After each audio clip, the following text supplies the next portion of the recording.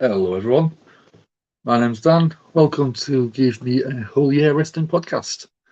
I'll be covering Monday Night Raw tonight with the return of the Beast. Brock Lesnar's back tonight, which is nice. So hopefully we will be getting some sort of plan heading towards SummerSlam. It'll probably be a bit of build-up towards the match that he's going to be having against Roman Reigns. And yeah, it's going to be one where I think tonight's Monday Night Raw should be quite good. If you haven't already, like the video, share the video, and subscribe. I'm just going to do a few bits. How's everyone doing then? Let's get some comments in. I'm going to bring up what's happening on Monday Night Raw tonight. So we have got, what have we got? We've got the return of Brock Lesnar, as we've just said. We have got something happening with Bobby Lashley. It may be a title defense. It may be a big promo just to sort of say who's going up against next. We're supposed to have Becky Lynch show up. Let's have a look. Monday Night Raw preview. We've got Sean Jagers in. I hope I'm pronouncing that right. Sorry. How are you doing, Sean? Pretty good. Good to hear it. Thank you very much for joining me. What else have we got in? Let's have some more messages. What else have we got? So we're supposedly having Carmella challenge Bianca Belair for the Raw title tonight. As I said, we've got Brock turning up. Rey Mysterio is going one-on-one with Finn Balor. So that should be a really good match, I think. But apart from that, not a lot has officially really been announced. Let's check a different website, see what another website says, because some of them have different sort of news feeds. So yeah, Brock Lesnar turning up. Somewhere else is saying that Lashley is going to be turning up, asking for a new challenger. Hello, Hassan. How are you doing? How's your week been so far? Let's have a look what else we've got. Brock Lesnar appearing. Bobby Lashley holding an open challenge. Oh, Riddle versus Theory. So now you can see what I mean. If you go to one website, you might get one bit of information. If you go to other websites, you'll get others. So you've got 3-4 matches announced for tonight, which is good to hear. It's nice to actually have a few matches announced. So what's everyone been up to over the weekend? How have you been finding the weather where you are? Let's get that back up. That one. There we go. But yeah, it's in the middle of a heat wave in the UK. So even right now, what's the temperature? Let's have a look.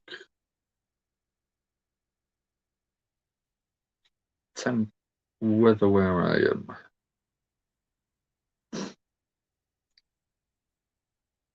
As of right now, in the UK, at almost 1 o'clock in the morning, it's 28 degrees, which I don't know what that works out at for you, colonials. 28 degrees to Fahrenheit.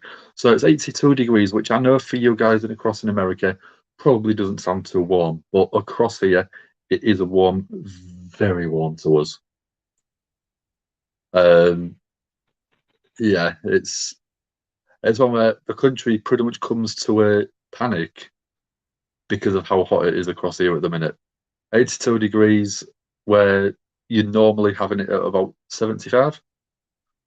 We're normally sort of averaging anywhere from 12, 15 up to about 20 on a good day. So going from 20 degrees, what's that work out at? Yeah, so about 68 degrees for you guys in America is what we would call a warm day. But at the minute, yeah, 30 degrees is absolutely torture for us. But we're coping through it. We've got a lot of sort of cold drinks. I've got mine as normal. Don't worry about that. But yeah, thank you very much for joining me, people. Let's get my drink cracked open. Yeah, we've got about 10 minutes until Monday Night Raw. I'm going to be here until then. I don't know if anyone saw Dynamite on Wednesday last week. Did anyone see Dynamite? Wardlow won the TNT title off Scorpio Sky. Yeah. Still tired, don't worry.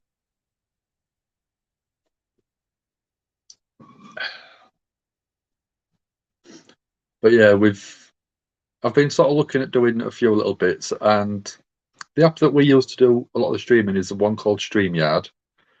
And there's a few bits that you can actually do on there which can enhance the sort of the experience with looks and stuff. So stuff that I've got just in my sort of bits here, I'm just sort of trying to do it then.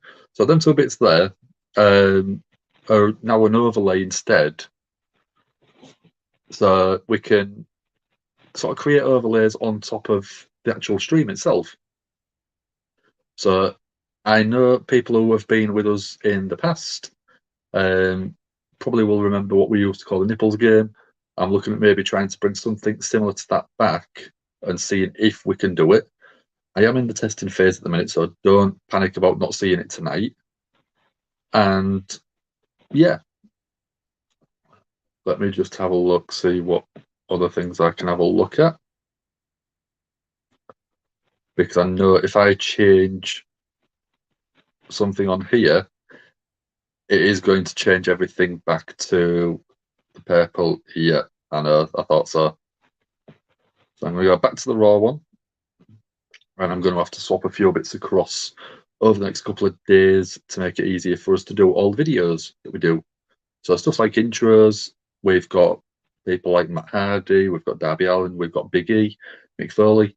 We can have them videos play concurrently with us if needed. But yeah, I'm excited. I'm looking forward to how it's going.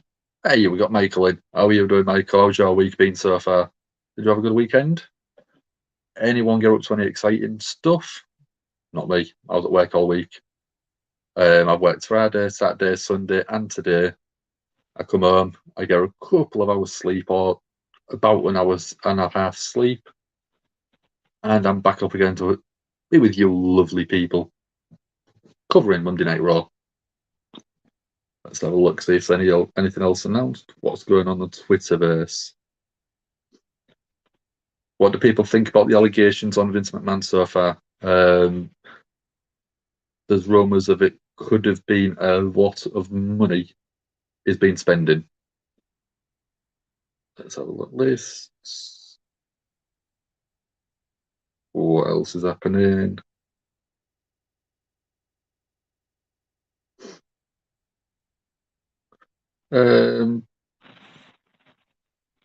Yeah, there's not a great deal happening at the minute. But there may be a couple of interviews coming soon. Dom, who obviously you know from being on here, his Soundsphere magazine has supposedly got a couple of big interviews coming. So I'm not going to tell you who they are. I'm going to let you delve into the Twitterverse and find out. Michael's doing pretty good. Good to hear. Yeah, I didn't do much either, Michael. That was pretty much go to work, come home, sleep, and have a shower. That's about it. I don't live a very exciting life, me, when I'm not on here with you guys. You'll keep me alive, you'll keep me awake. Because certainly Monday Night Raw doesn't do it all the time for us. But yeah, thank you everyone for joining. Thank you very much everyone for joining me.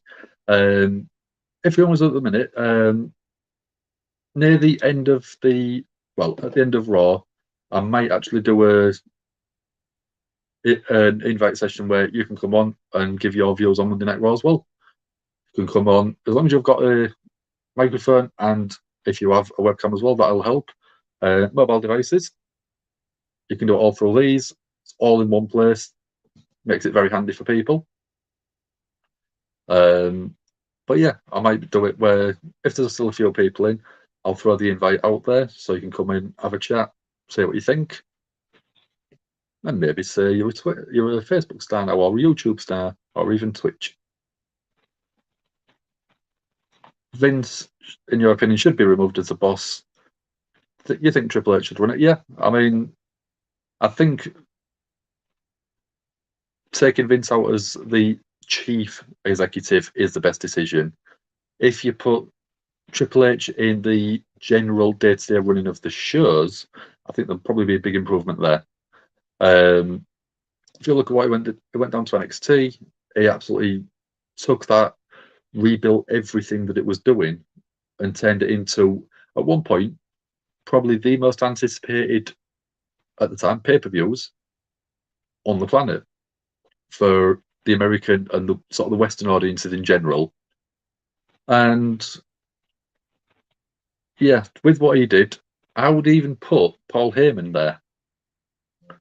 Paul Heyman is one of the guys where he does a lot of the producing of matches, he does a lot of the booking, he does a lot of the behind the scenes stuff. Because again, when he was chief writer and chief producer of Monday Night Raw, there was people like Ricochet, there was Aleister Black, obviously now Malachi Black, Buddy Murphy, now Buddy Matthews.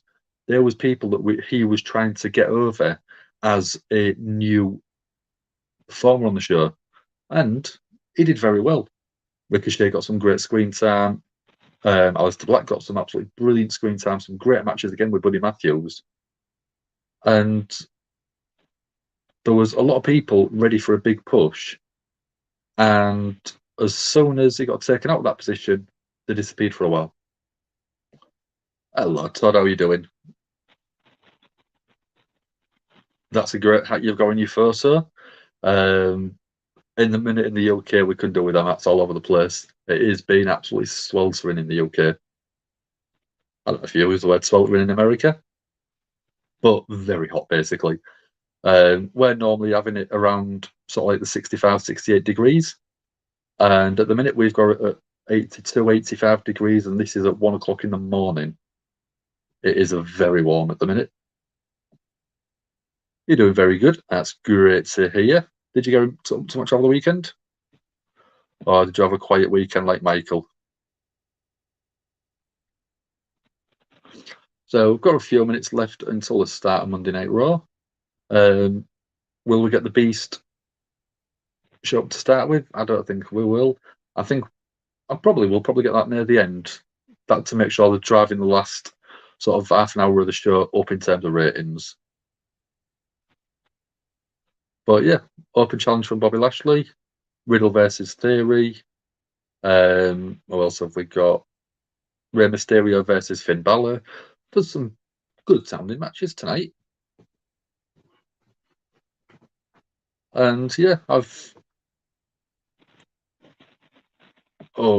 very nice, dude. Nice barbecue. What did you have on there? Burgers, steaks, anything else on there?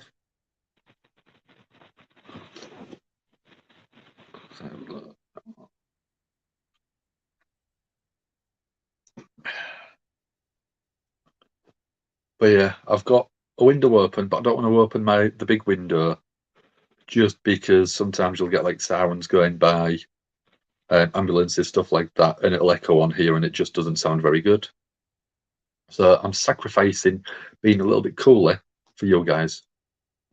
So I hope you appreciate it. I know you will. I know you will. Where's my earphones? Let's get them ready. Because I need to make sure I've got the right Bluetooth device turned on, the right Bluetooth device turned off to make sure it connects to the right device.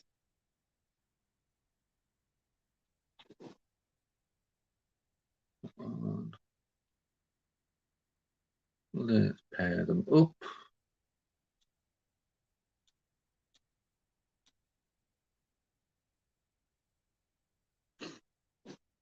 Yeah, completely know what you mean, Todd. Finn just needs to get back into his dominant position. Obviously, now he's in Judgment Day. He needs to be showing that veteran skill that he's got. He needs to be taking that sort of stuff when he was leader of the Bullet Club, taking that and then pushing that towards Rhea Ripley, Damian Priest, to sort of push that he is a veteran of the game. And I don't think that at the minute it's working out for him. Yeah, Judgment Day thing has fizzled, and unless they start bringing everyone in and getting some big wins, I think that it'll probably end as one of the worst factions in sort of the WWE history. We've got We Rally Sporting. It's not Dom tonight.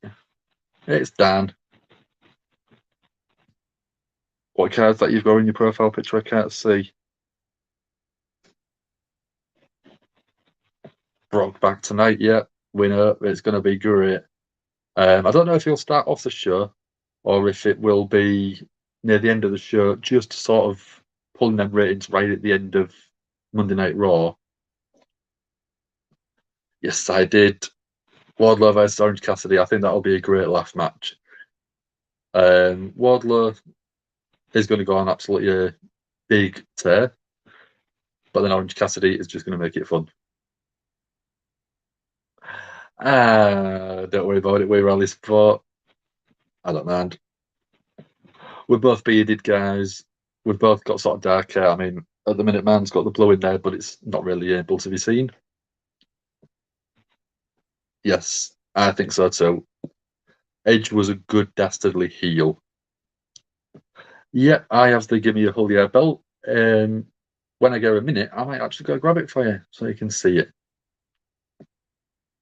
Yeah, Wardlow's going to destroy him. I think so too.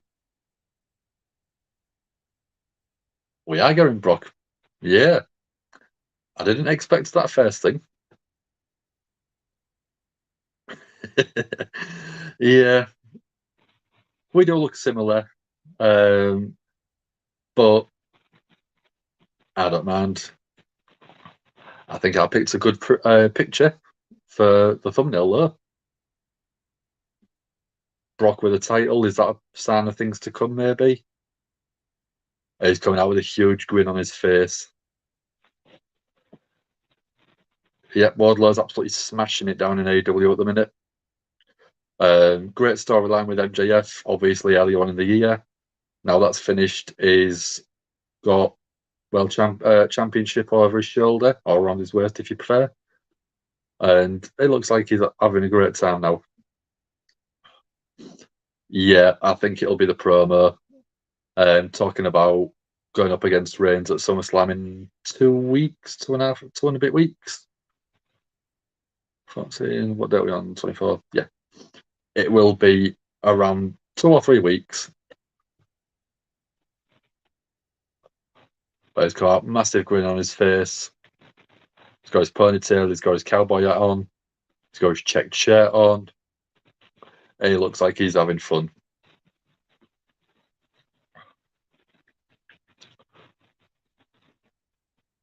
July 30th, so it'll be 3 weeks yesterday. We'll be covering it as usual. I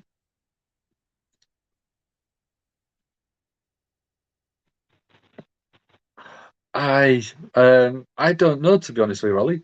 I saw Natty take Liv Morgan's finisher, take the pinfall, stand up, and then just pretty much walk out.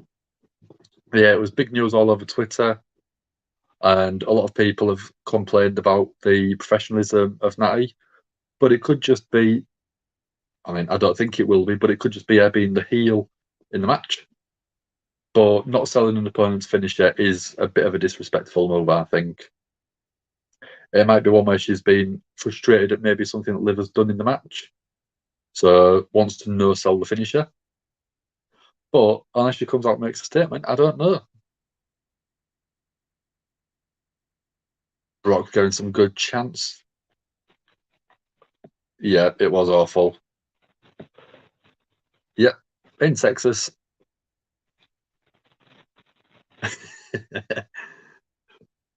Brock putting on a redneck accent or a Texan accent, sorry.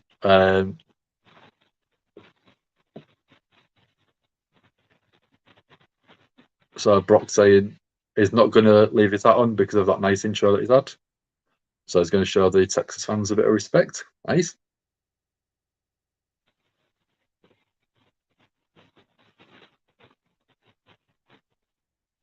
So yeah, right at the start, we did get a little promo from a recap of SmackDown with Roman Reigns standing tall.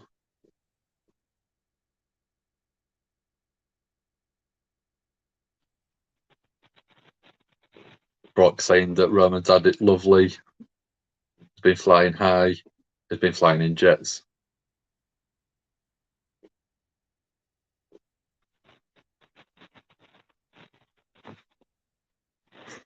So I said pigs get fat and hogs get slaughtered.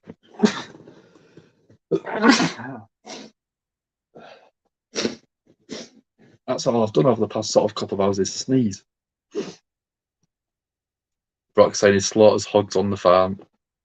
Oh, he paused.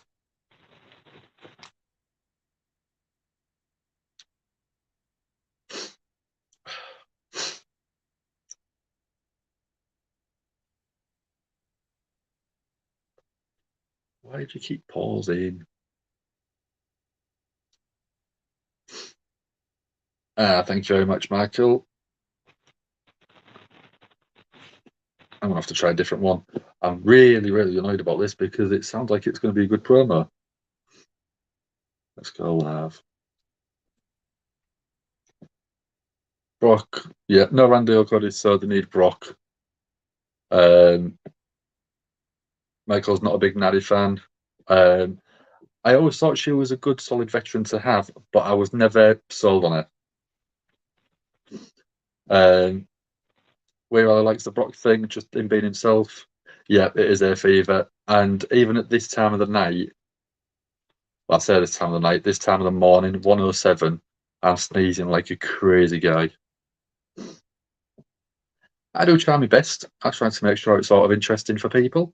We have got 6 people in. Thank you very much for joining me. I am having technical difficulties again. So just trying to get the stream back up. And we've got Brock Lesnar now. We've also got Paul Heyman. Paul Heyman's getting booed. And Brock saying, speaking of hugs, obviously referencing the Walrus Paul Heyman.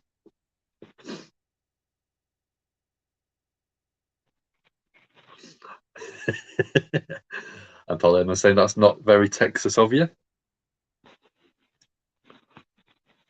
Crowd chanting, "You suck."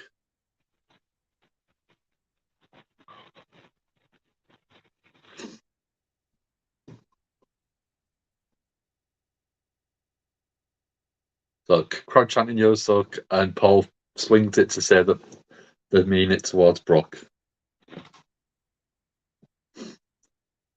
Yeah, I got some few days ago, and I'm just waiting for him to kick in. Brock is brilliant on the mic. I don't know why they left him with him for so long.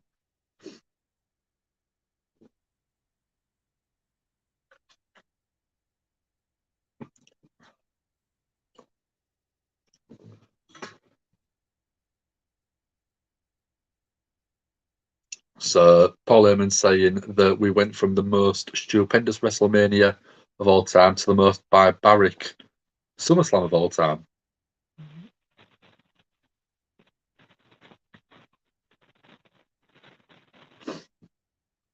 Or were you betting on SummerSlam in a last man standing match? You'd back on Roman and back on Brock Lesnar.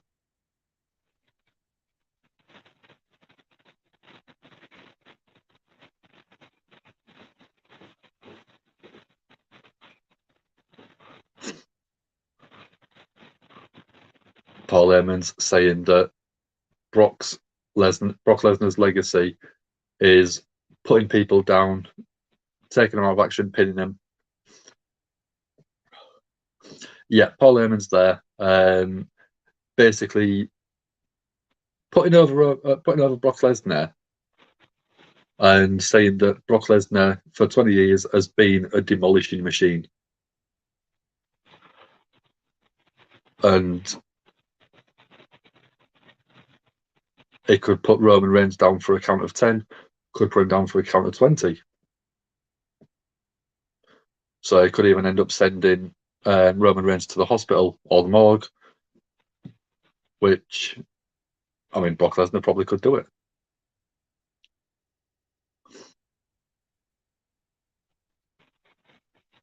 So Paul Heyman's saying that's a hog slaughterer, is an annihilator, he's a beast, and he's going against his tribal chief.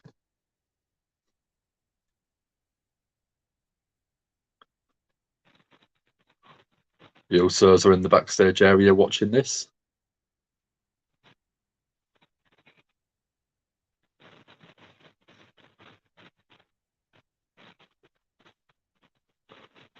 So we're approaching 700 days as Roman as champion. And Paul's saying that it's one streak that Brock won't conquer. Obviously defeated The Undertaker WrestleMania.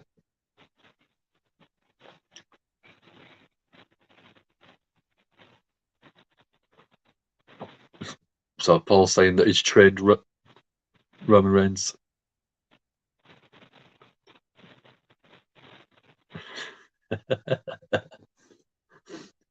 So Roman Reigns has been trained by Paul Heyman to stick his hand up Brock's rear, grab his heart and pull it out through the hole.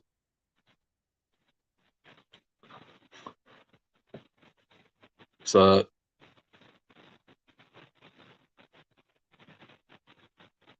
and we've got Mr. Money in the Bank showing up now. Theory bringing out his briefcase. So I don't know if we need a new champ. I just think we need a couple more different people going up against him.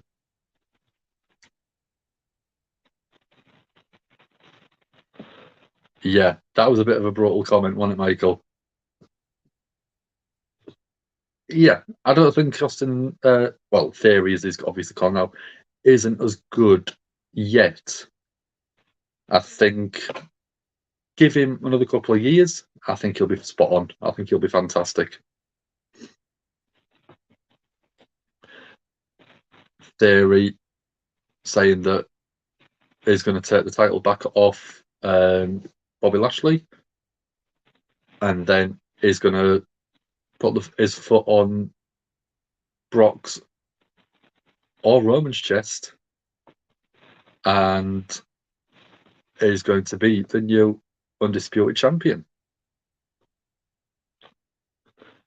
And saying that looking directly at Brock, Brock doesn't look very impressed.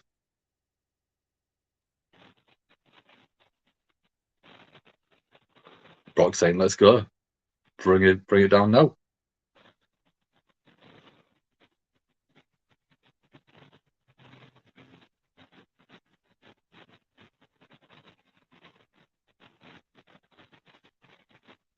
There is saying that whoever wins is life altering.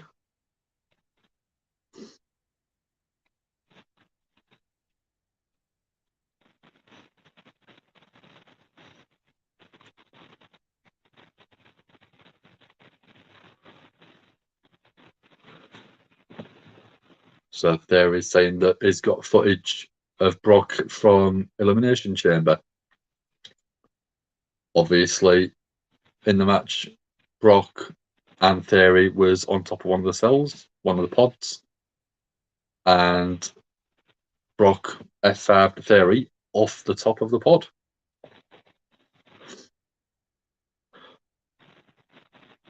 So I think in a year or two, I think it would have been a better choice to win Money in the Bank. He's a great performer. He's got a great amount of charisma, but he's got that cocky heel, which, I mean, as of right now, works for the Money in the Bank. We've got Chui Bowden, I think I'm pronouncing that right, from Facebook. Thank you very much for joining me, Choi. How are you doing? I'm very good, thank you very much. How's your weekend been? We'll stick that in while I'll wait for tell you what's happening.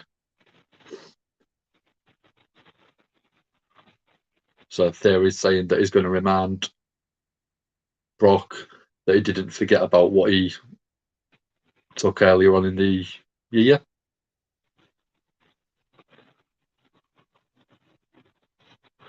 So Brock's saying he comes to town and all the cockroaches show up because we've got Alpha Academy on the outside, Chad Gable and Otis. Yes, I agree with everything that you're putting in that little bit, Joy. He's pushed down the throats at the minute because obviously he's Vince's pet project and want to make him the next big star. They cut off the F5, Michael, because that was a premium live event, sorry. And to officially see it all, you normally have to pay for the live event stuff. Or if you go to WWE Network, it's all on there. So why is my stream stopped now? But yeah, what did people get up to over the weekend? Let's try and get that stream back.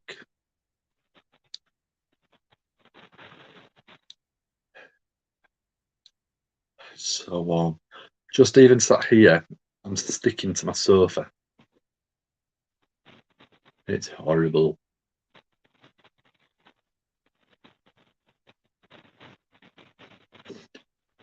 So Brock has just basically destroyed Alpha Academy.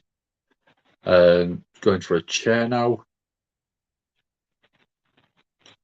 Straight to the back of Chad Gable. And again, massive chair shot to Otis.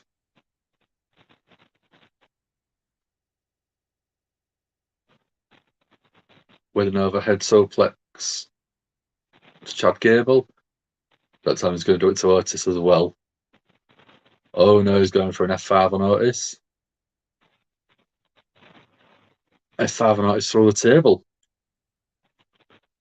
Table destroyed. Lesnar just surveying his handiwork. Yes, gotta love face Brock.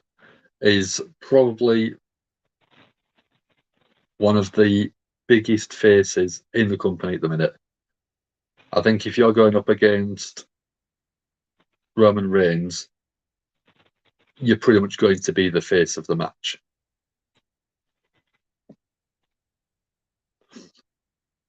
But yeah, Brock with a huge grin on his face gets back in the ring.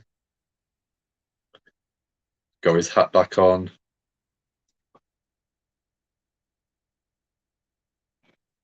And Paul Heyman's stood at the entrance ramp, looking dishevelled, looking a bit sort of worried, looking a bit sad.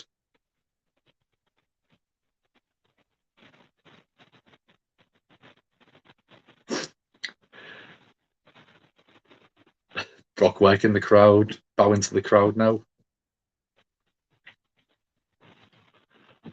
But as an opening segment go, that was a good one.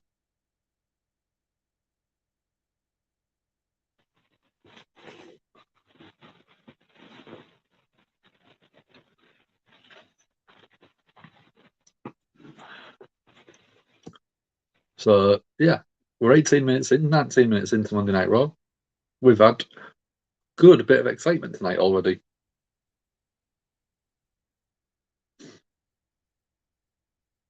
Okay, so oh no, so it's changed. We're getting Bobby Lashley and Riddle versus Theory and Seth Rollins. We're getting the Raw Women's Champion Bianca Belair going against Carmella by the sound of it. Yeah, Raw Women's Championship Bianca Belair versus Carmella. And we're now getting Rey Mysterio. So this could be obviously against Finn Balor. I want Dom to turn on Rey. I don't know about joining Judgment Day, but I think that definitely turn on Rey and probably WrestleMania next year. Do it somewhere near Royal Rumble, maybe. Start teasing Dominic turning heel and eliminating his dad from the Royal Rumble, and then turning heel on the next pay per view, whether that is, I can't remember, whatever it is, Elimination Chamber, something like that. And then turn full heel on his dad at that show, build up to a mask versus career match at WrestleMania. If you do that, you can have Dominic win the match and then take on the Mysterio name, legacy, and the mask. If Ray obviously wins, he keeps his mask on and keeps his career going. And I think that would be a nice way to end Ray's career, passing the legacy of the mask down to his son. But also gives Ray a great send off on a big stage because that's what he deserves. He's worked his heart out for WWE and WCW before that. Finn needs to win. Yeah, Ray can take a loss at this stage of his career. It's not going to be too bad for him. But Finn, who's obviously part of a faction, leader of the faction, needs to show the faction's dominance, and to get that, he needs to win. Nice, basic, easy booking for WWE. Whether they go down that route or not is a different matter. Let's just have a look.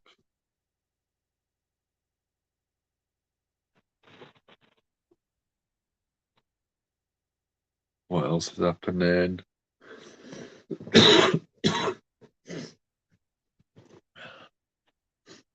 So we're on commercial break at the moment.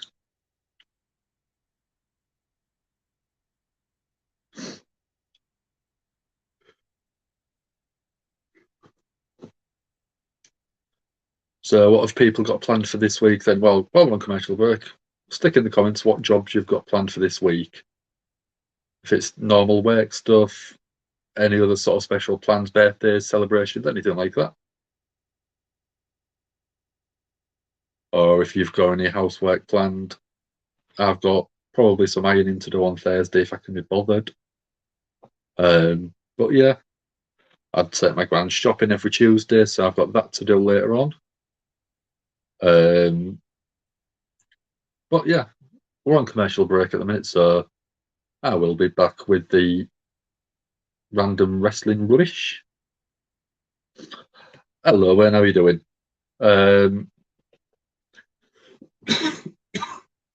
Sorry.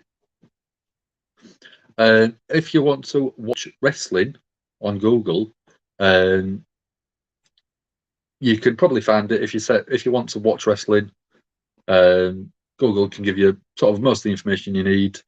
Depending on where you are, you can watch wrestling in the UK, you can watch wrestling on the US. But if you watch wrestling on Google, that'll probably point you in the right direction. Michael's chilling this week. I don't blame you. Where to want to chill in the UK, as I said earlier on. Yeah, we've been having the seat away for about a good week now, 2 weeks really. Yeah, if you read between the lines, that gives you all the information. When, all right. But yeah, if you watch wrestling on Google, there'll be a few links in there where you can probably find something. I watch it on BT Sport in the UK. If you're in the US, it is on the USA Network. But yeah, gives you a couple of options there.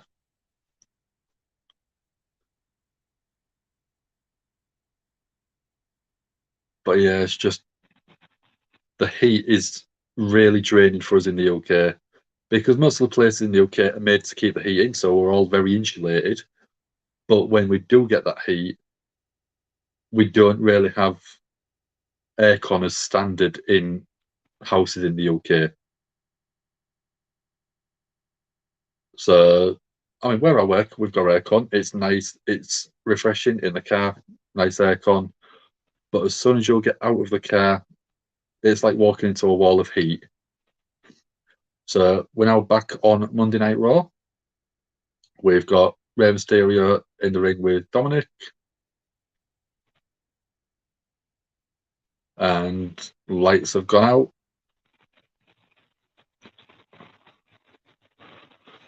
And we've got Judgment Day coming out. She said SummerSlam this year doesn't feel very big. Storyline's been rushed. Feud's ongoing, kind of. Yeah, it doesn't feel like I don't even think. Well, yeah, it's the third biggest of the year. I think that between that, well, we've got this Monday Night Raw, SmackDown on Friday, and then we've got another 2 shows of each. So we've got another, after tonight, we've got 5 shows between Raw and SmackDown to build up SummerSlam. I think that it will feel like a B pay-per-view rather than a big main event pay-per-view. So I think that it could be a good show. I don't ever think it'll be a great show, but we'll see where we go. They'll have to do something big because the pay-per-view after that is the UK-based one, and Clash at the Castle in Cardiff. We're going a recap of last Monday where Rey and Dominic was beaten down by Damian Priest and Finn Balor.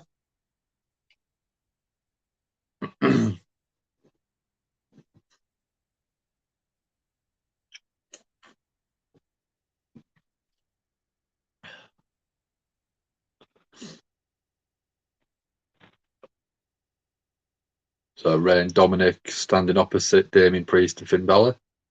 Damian Priest's got the microphone, so let's see what he has to say.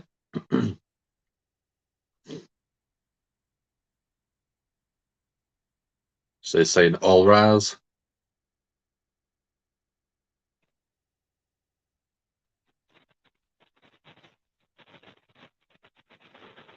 They're saying all rise and show respect to the Judgment Day.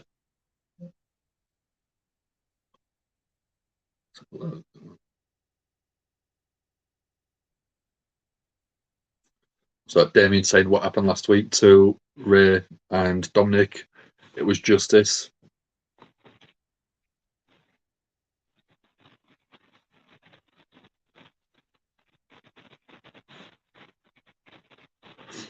So 2 weeks' time, Rey celebrates his 20th anniversary in WWE. I didn't realise it had gone that far.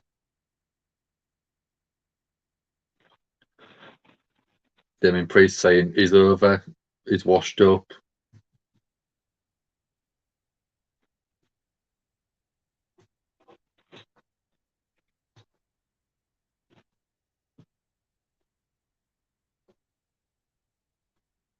So basically saying that Rey Mysterio has nothing else left to give Dominic.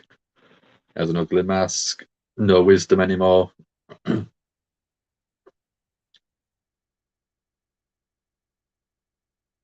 So Damien's saying that Judgment Day has a lot more to offer.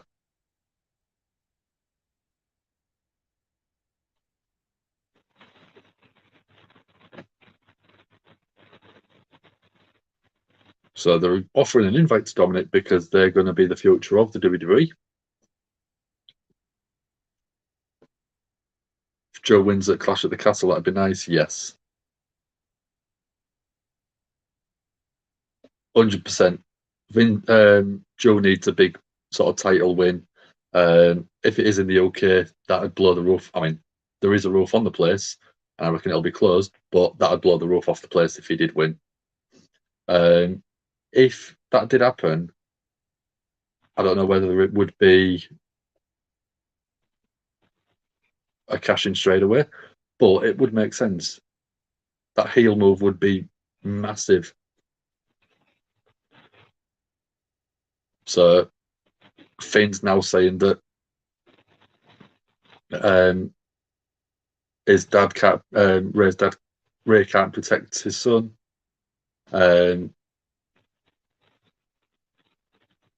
Edge couldn't be protected because Finn is now the dominant force.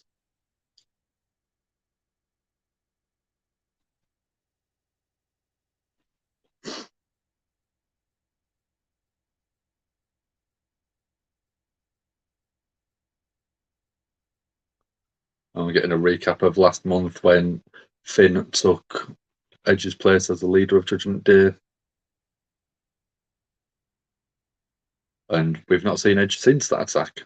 So really selling the concerto, really selling the getting put through a table. Finn saying that Edge is gone.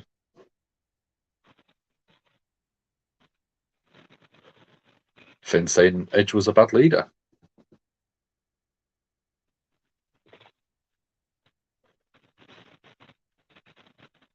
Finn saying that Ray isn't just a bad leader, he's a bad father too. Which, I mean, Ray fought for his son's custody in a ladder match. Edge versus Finn at SummerSlam. Yeah, I reckon that would be a great match. So Mysterio is attacking Judgment Day. Damien Priest has been thrown out. Balor gets pulled out by Damien Priest as well.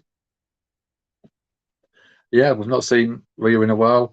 As far as I know, she's not. I don't know if she's injured, but she's got a heart monitor on. I saw a tweet on it earlier on today, and with the heart monitor, it's actually on the chest itself. I don't know whether it's just collecting data of the heart rhythm, stuff like that. But I hope she's doing well.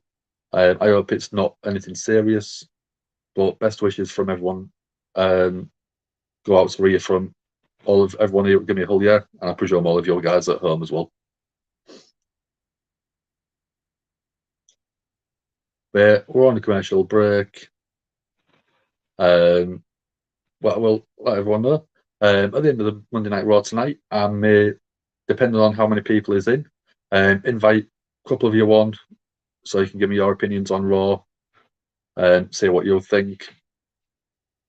As long as you've got a device with a microphone, and if you want a webcam as well, you don't even have to show your face. If you don't want, you can come and join me after Monday Night Raw is finished. So if you want to do all that, stick me a comment in, and if I get enough people saying yes, I will happily do that.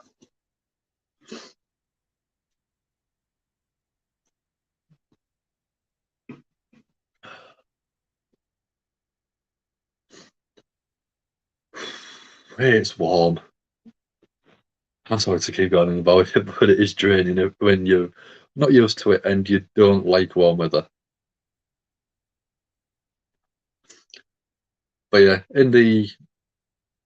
my mum and sister both live in California, so I mean it's been 2019, 2020, about 3 or 4 years since I've seen them. And it was about 3 or 4 years since I was last across there to see them guys, obviously before the world went crazy with the pandemic.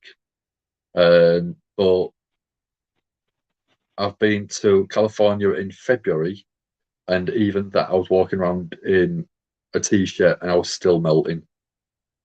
I've done California at the end of September, start of October, and that again was just ridiculously warm for what I would like. Give me somewhere like Norway or northern Canada or Alaska. I want the cold weather. I like snow. I like to get in bed on a night and feel the chill. And you go, ooh, that's a bit cold. Oh, I love that feeling. Ah, that's awesome, Michael. Yeah, I mean, I've done Monday Night Raw. The one that I did was 2019, and it was it 2019, 2018, one of them two. And it was the one where we had Enzo Amore as Cruiserweight Champion, and you had Pete Dunne in his Pete Dunne gimmick, Cruiserweight, make his Raw debut and go up and absolutely destroyed Enzo Amore with the introduction from Kurt Angle. And the show after that one, if I remember rightly, that's the one that AJ Styles beat Jinder Mahal for the WWE Championship. So I'm glad I got to see Pete Dunne's debut, but I'm gutted because I didn't get to the SmackDown taping the next night for seeing that title change. So, yeah, we've got Finn Balor in the ring. We've got Rey Mysterio one-on-one. So let's update that banner.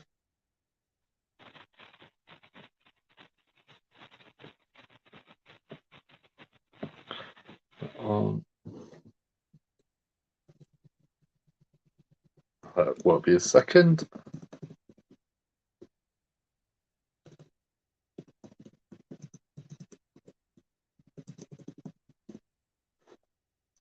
So, here we go.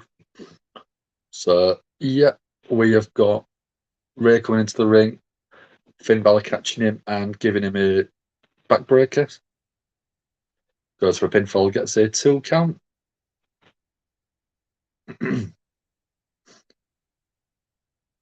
Finn with some forearms to the back.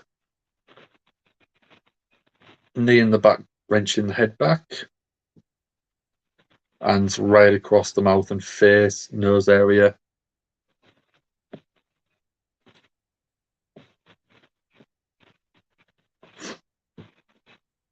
Finn with an elbow to the back.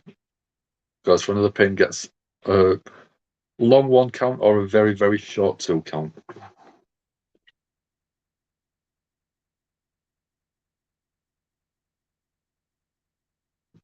So Ray in the corner now. Finn Balor with shoulder barges to the back, picks him up. Another backbreaker, another pinfall, 1, 2, hooks a leg and gets a 2 count.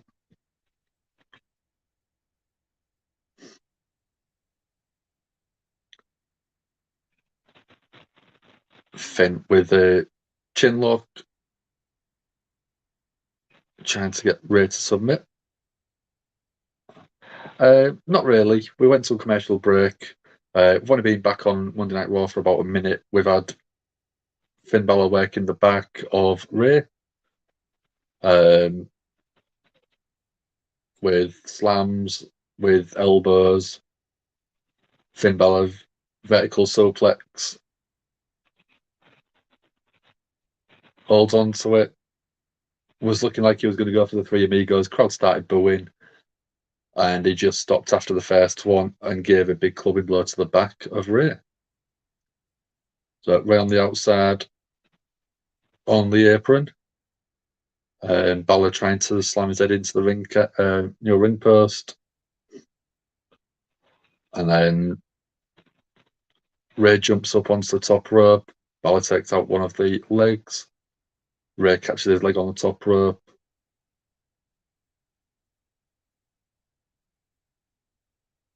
Balor's now working the left leg of Ray. So yeah, didn't really miss much. Balor's now working over the left leg, wrapping it around the rope. Big stomp straight onto the kneecap area. Dominic going around to check on his dad. Balor talking trash to him, telling him to stay away.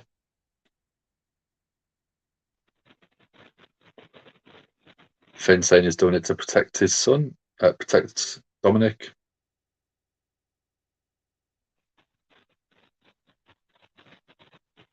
Oh, Ray comes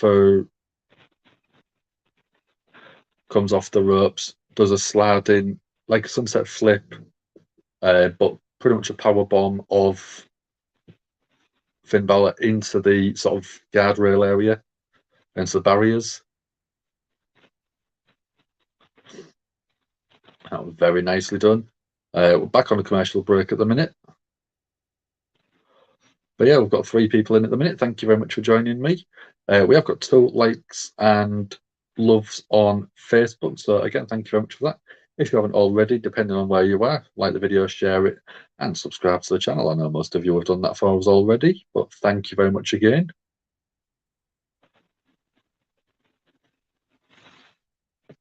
But yeah, it's been a good Raw so far. We're about 45 minutes in, so we're about a quarter of the way through nearly. and it's been solid. We've had good, brilliant comedic promo from Brock Lesnar. We've had Paul Heyman turn up. We've had Alpha Academy destroyed. Otis getting put to a table by Brock. We've had a good sort of tease of maybe trying to get Dominic Mysterio to turn heel. And then we've got the match itself, Rey Mysterio and Finn Balor. I don't know, Michael. Jack, most of the time, doesn't do a Monday night. I don't know if it's because he's at work every Tuesday or something like that. But he knows that I always have Monday Night Raw on my phone as well, so I can keep my eye on the comments. So I do keep my eye on what I see on the chat on my screen, which is everywhere from Facebook, YouTube, and YouTube, Facebook, and Twitch. And that's what I do to bring them up on the screen itself. But then I go and moderate the comments myself straight away in here. So if I do that, you can see the comments on there, and then I can manage them from there as well. So I always say to Jack, it doesn't have to stay up all night with me. I know he's usually quite busy, so he can always go home after he finishes work, get a bit of sleep properly, and then go to work the next day. He doesn't have to sit up all night with me. And I've no idea where Sassy is. So I hope she's all right. So if you're watching Sandra, but you can't sort of put a comment or anything like that, again, thank you very much for joining me, and hope you're doing well. So we've got people missing each other already in the chat. It's nice to hear. We'd prefer you all to be here with us. But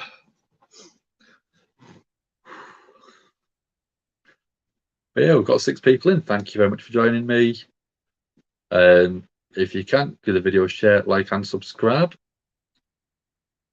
We are going a little tease for NXT 2.0. Mandy Rose versus Roxanne Perez for the NXT Women's Championship tomorrow. I don't think that NXT 2.0 is starting to find its feet. Toxic Attraction are doing really well. Mandy Rose is really growing as a character and doing absolutely fantastic work down in NXT. Oh, brilliant. Even with a bad knee, Rey Mysterio got big Hurricane Rana off the top rope onto Finn Balor. Goes for the pinfall, hooks the leg, gets a solid 2 count. But Rey, with the bad knee, did take a bit of time going across to the cover, so it helps sell it. And WWE Thomas fan, how are we doing? How are you doing, man? Excited for the Rocket Rumble next year? Has that been announced yet? Ray's just got a 619 on Finn Balor. Finn Balor's in pretty much the drop zone, ready for the frog splash. Ray goes for it, takes his time going up, and Balor escapes. Finn sits up after Ray misses a frog splash and just taps the side of it, so I'm smarter than you. And Ray grabs him in a crucifix pin, gets a 2 count. Michael's asking, how are you doing, Thomas? It's not been announced, but it could be one where I could see it happening, teasing it for WrestleMania, which could be good. Him and the Tribal Chief going against each other. Ricky Thompson, what's pointless? What's pointless for you? So we have got Finn Balor going up to the top rope.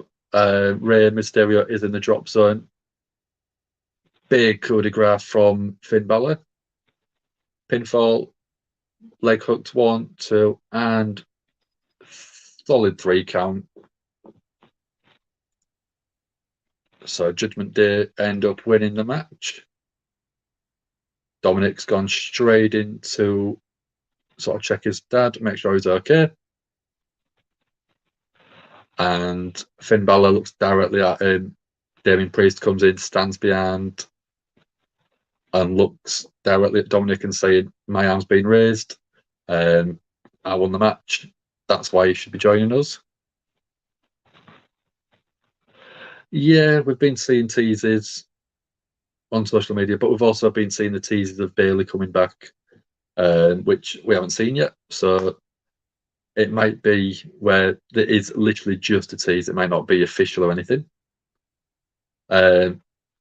Michael's missing Sasha and Naomi. Yeah, I can't believe that they haven't been announced as either officially released or what's happening.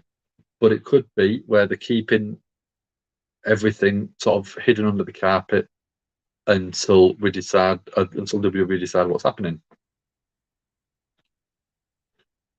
We're getting big time Bex come up to the ring now.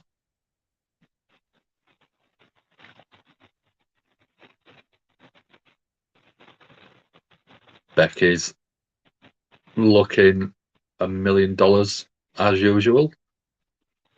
Really custom outfit, glasses to match.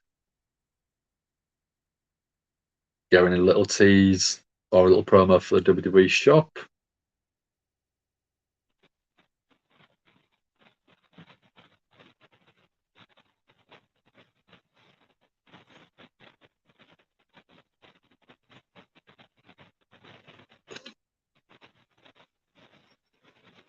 Yeah, you can save 30% off orders, 20% off titles tonight only.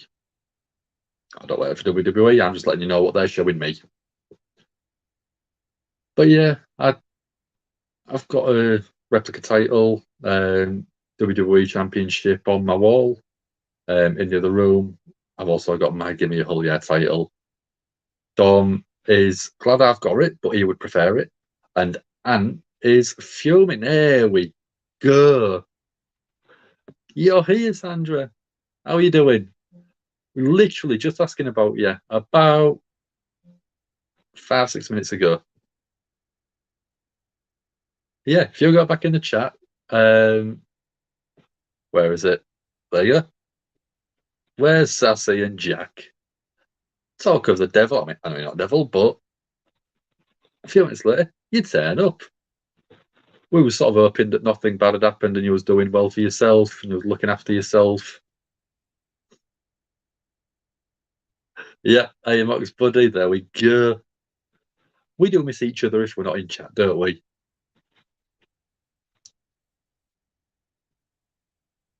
But yeah, literally just asked about you 5-10 minutes ago because normally you're in fasting with everyone else. You're usually sat here waiting before I am.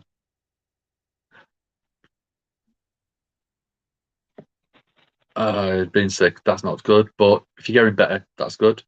Don't worry about missing last week. The show itself was rubbish. In all honesty, you didn't really miss much. I think by the second hour, third hour, well, by the second hour, start of the third hour, I was sat here and I was just like this. Oh, come on, give me something interesting to watch. I was really, really struggling last week. Yeah, we've got Mox Buddies in. I don't know what should we call you if you was a tag team?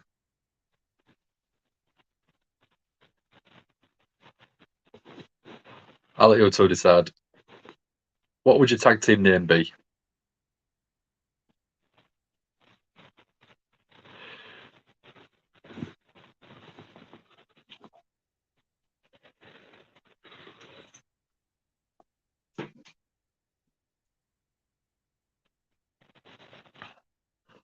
We're on commercial break. We are going a promotion for something called the X Chair, which looks very clever. Proper ergonomical chair. Michael hopes you feel better. He's had a bit of stomachache himself.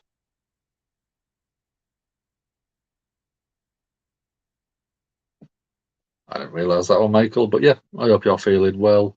You're feeling on top of your game.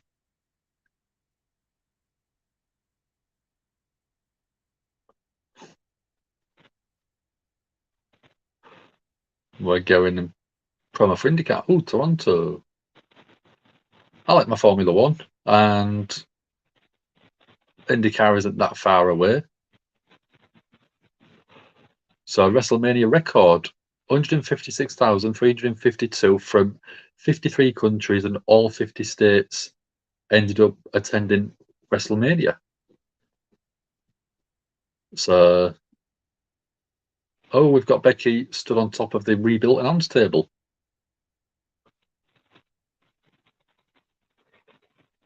So let's see what she has to say. Becky saying that she was devastated that she lost the Money in the Bank match after all the work that she went through.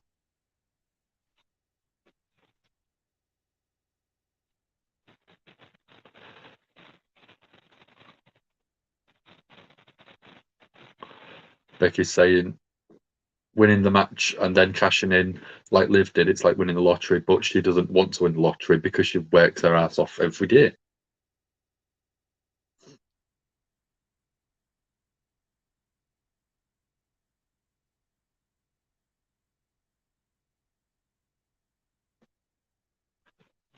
Becky saying she won the match previously and she should have been number one contender.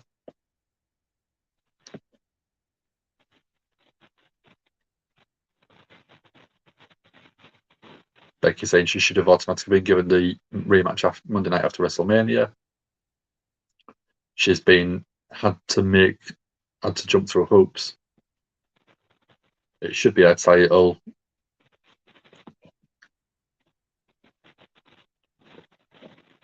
That'd work. Sassy ones. I can imagine your Michael with a good finger snap and a head shake. Omega unlocks the tag. Heart Foundation was your favourite in WWE. Yeah. My favourite tag team probably was Too Cool, just because it was never a tag team champions quality team, but they always brought something fun and exciting. Royal Rumble 2000, I always go back, one of my all-time favourite pay-per-views. Middle of the Royal Rumble match, and you've got 3 people in the ring dancing and a light show going on. I've got Bianca Belair coming out, Raw Women's Champion Bianca Belair, Becky on the outside shouting trash at her. Mox and Omega would be a great team. Them two against the Young Bucks. I think the Young Bucks would be scared with our figure. They'd be scared with how physical Mox could be. They obviously know Omega very, very well with the Elite and stuff like that. Oh yeah, Michael. And we're going Carmella come out now.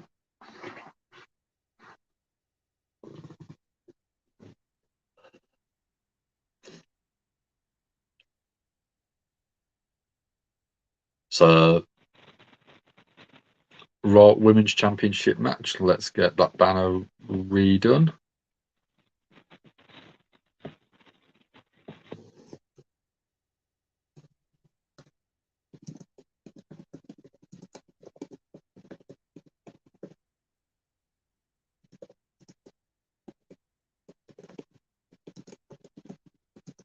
Bianca Belair versus Carmella.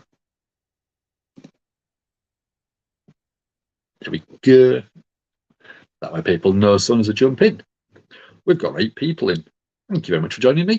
My name's Dan, and I'm covering Monday Night Raw for everyone, so you don't have to watch it if you don't want. If you haven't already, like and share the video, subscribe to the channel, and we will thank you very much.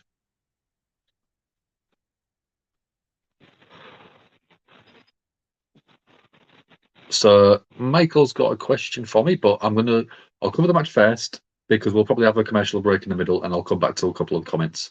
So if you want to stick any more in, great. So we've got Bianca with an Irish whip to Carmella. Bianca chasing her down and big boot to Bianca's face. Carmella using the hair, got a bit of an advantage, pulling her down. Carmella's talking trash now.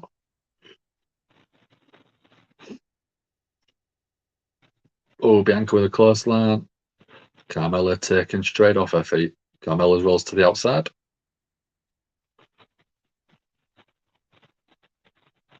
Bianca follows Carmella to the outside.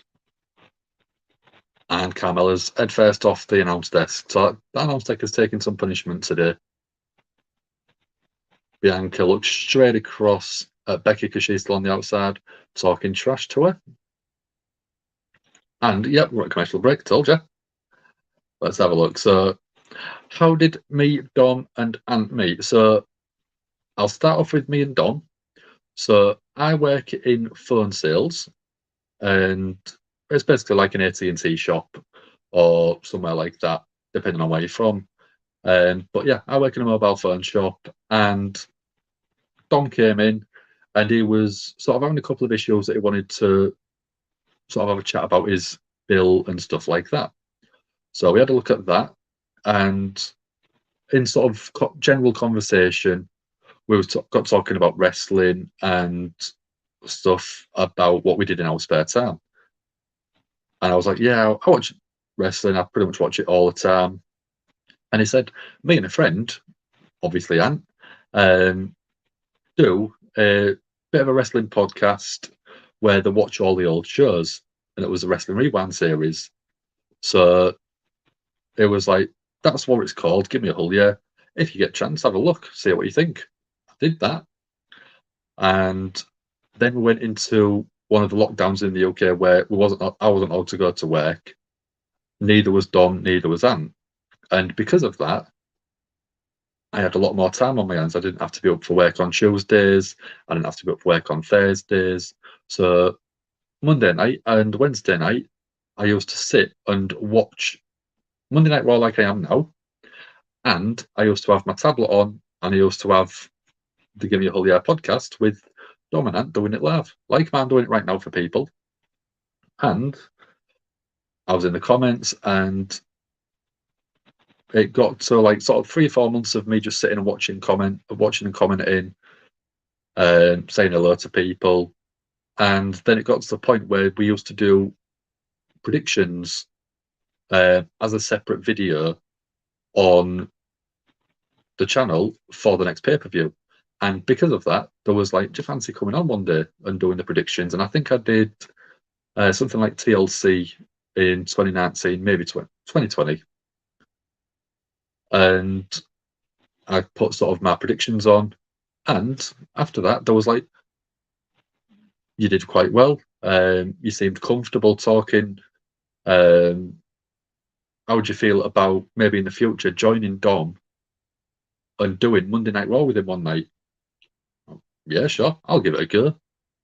And if you go back and watch one of the first sort of 2 or 3 that I did with him, I'm very quiet. I'm not really that talkative compared to what I am now, but there's only me on here now, so I've got to talk. I've got to tell people what's happening, keep people engaged. And it got to sort of that where I was doing it sort of regularly with him. And then it was like one night, I can't do Monday Night Raw tonight, Dan. I was like, if you want me to do it, I'll happily do it for you. So then I did Monday Night Raw on my own, which was very daunting. It was very nerve-wracking, and I wanted to make sure I was doing everything right. So on our StreamYard itself, I had sort of little notes on there, did all that. And yeah, it was one where after I'd done 1 or 2, there was like, you seem to be all right doing it. Do Monday Night Raw every week if you want. And I try to. I try to be with our Hullamaniacs and just letting everyone know what's happening. So that's that part. And once we're done, I'll go through one in a little bit. So a big backbreaker on Carmella from Bianca.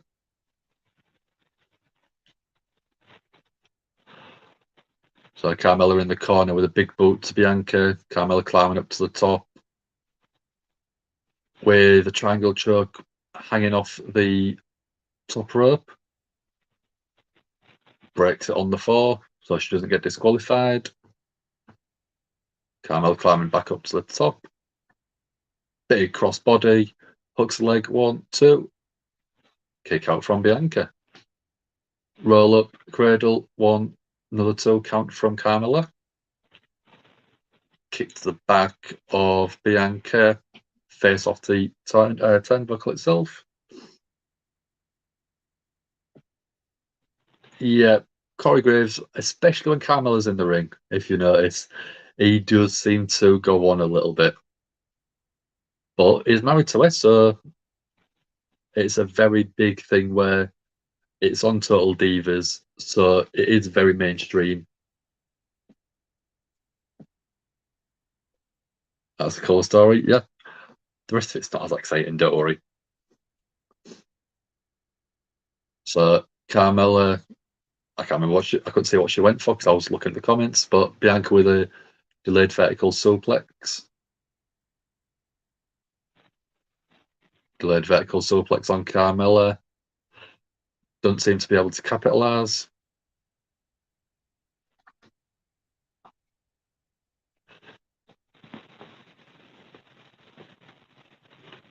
Sort of shoulder tackle from Bianca. And then into the corner turnbuckle, and another one, and another one. And then some big stomps to the midsection. Irish whip. Bianca gets out of the way, backflips. Gets Carmella to come towards her. Picks her up in a chicken wing, goes for a slam. Carmella rolls up. Bianca reverses it. And Bianca jumps up the top and does the ass kiss.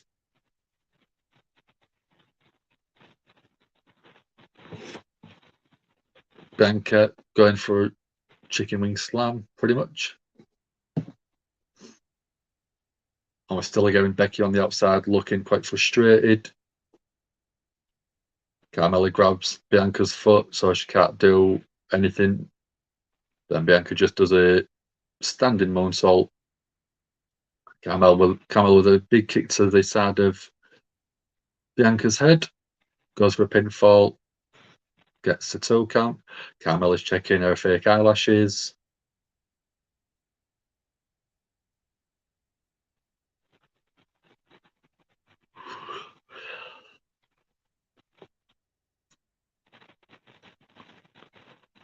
So action is slowing down a bit. Carmella is up. Goes for a big kick. Bianca sort of gets out the way. Picks up Carmella. Goes for like a buckle bomb type thing, but face first. And then Carmella picked up for the KOD. Carmella's grabbing the top rope to stop it. And uses her feet to hook the other rope. Goes for the KOD, but counters. Carmella counters into a sort of like a face buster. Oh, sorry. Gets a 2 count on that one. That was a good sort of little sequence and a good reversal.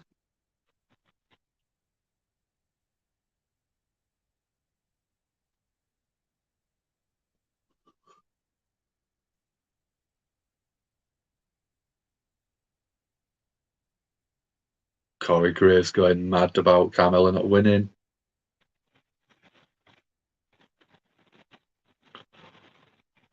Carmella's really letting loose in the corner now, raining attacks down on Bianca. And then a back elbow and another one.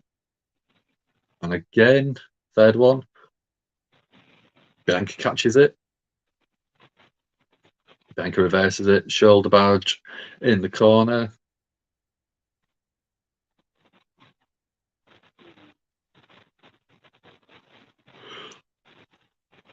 Bianca looking for a powerbomb.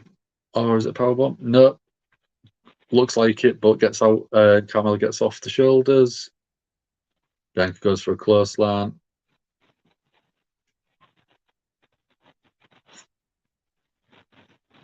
Bianca with a spine buster stacks her up 1, 2. Carmella kicks out.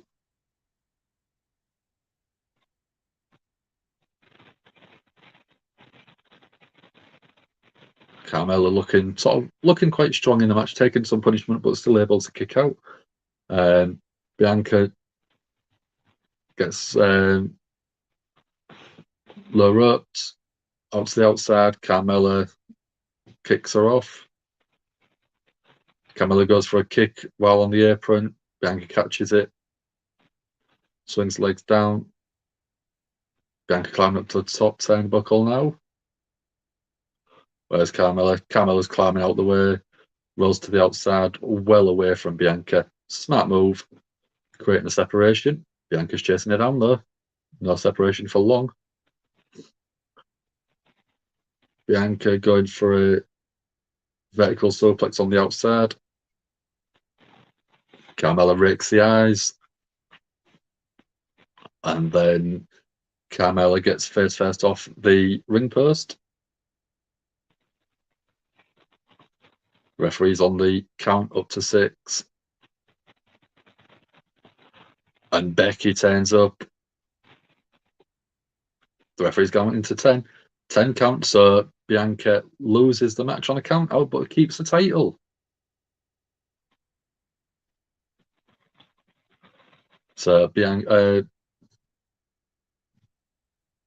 Carmella actually won the match and beat the champion, but doesn't win the title.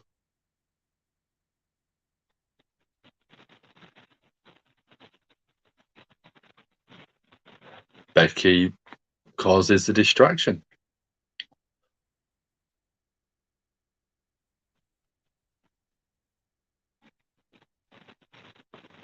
So does that mean Carmella is now the #1 contender because she beat the champion?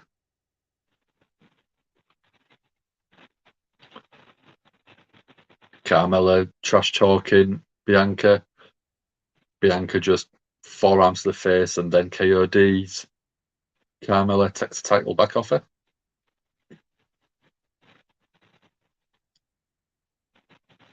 Crowd loving that, crowd cheering that. So I presume we'll be going to a commercial break any second. But again, very nice match. Screwy finish, but it was well done. It had purpose behind that screwed finish, and that counts out. And Corey checking on Carmella, making sure she's all right.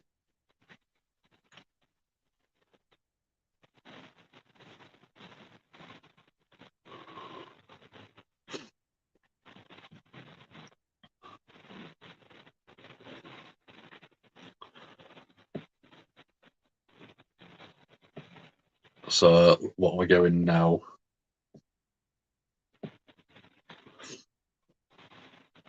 So AJ Styles beating Theory and Ciampa turning up. That's probably what we're going on next. Recap of last Monday. AJ was going for his Styles clash. Oh no, it was The Miz, sorry. AJ Styles and The Miz. And The Miz and Theory seem to be working together, so we're going The Miz turn up now. A Lister time.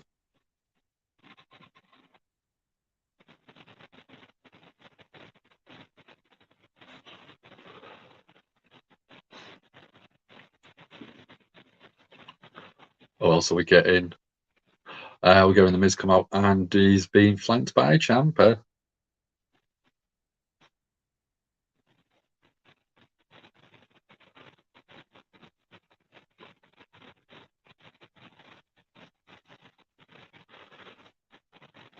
I love the beard that Ciampa's got, so we're getting Miz TV.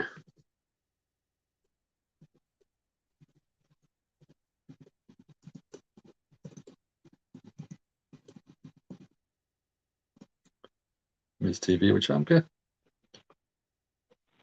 So we're going to recap of Liv with the SmackDown Championship after a win at Money in the Bank.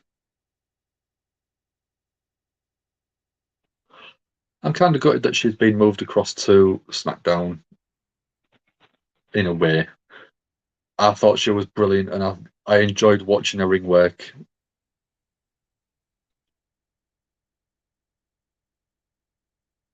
So we are going Madcap Moss and Theory on SmackDown.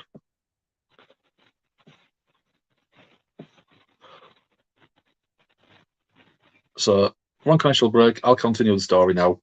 I'll bring up the comments. That one. How did we all meet? So we got to the point where I was doing Monday Night Raw on my own. And up until that point, I hadn't actually properly met Ant. But sort of during lockdown and stuff like that, I did a piece of artwork for people. You've probably seen behind Dom, he's got the black and white Fiend photo, well, black and white Fiend piece of art.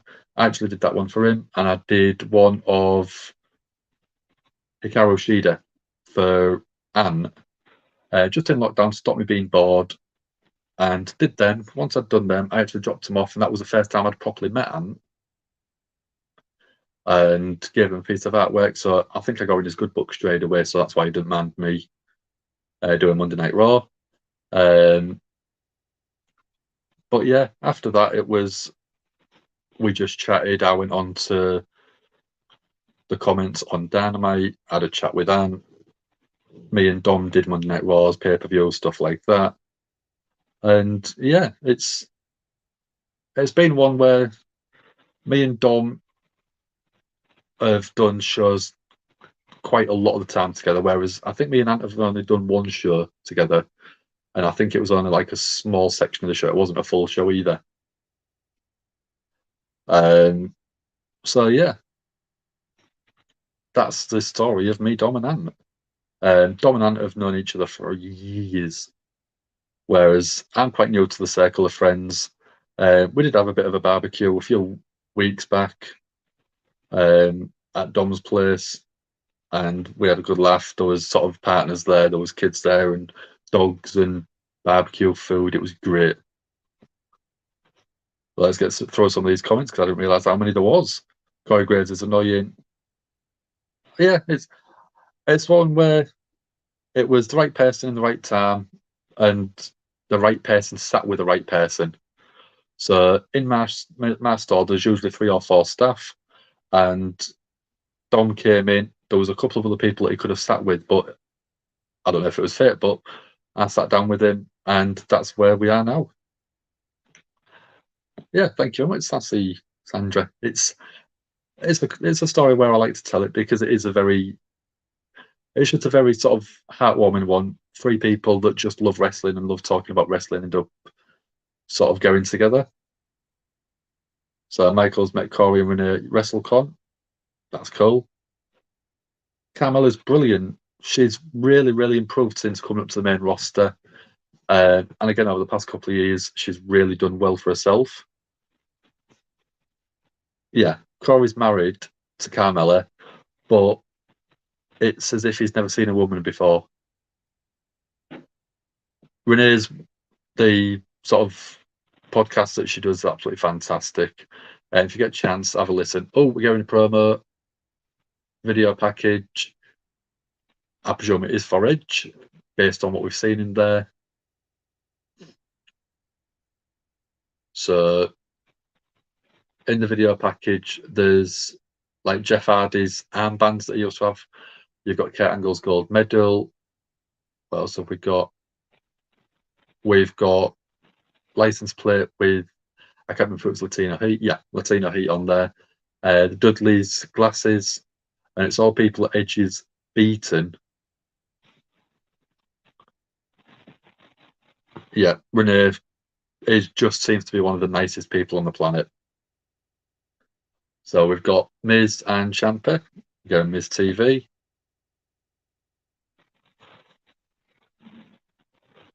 So talking about Mox and talking to her about Cody making fun of Saxton, yeah.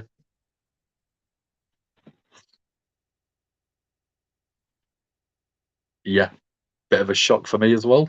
But in storyline, it does make more sense. Sandra, Madcap's great. I think he's one where he's improving. I know he's never probably going to be a main eventer, but he's still great. Miz introducing Ciampa now. Corey's annoying, simping over Carmella. Yeah. Yeah, it's a strange one, but it's quite cool. Yeah. So Ciampa's basically saying that nobody commands more sort of captivating the audience than The Miz.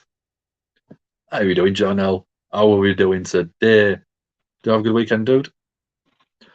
So the podcast, I think it's the oral sessions with Renee Paquette. If you've got to go, dude, don't worry about it.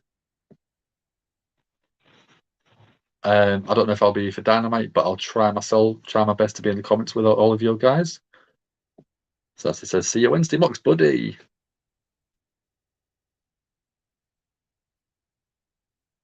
I'll double check that for you, Weirally. I'm pretty sure it is the oral sessions.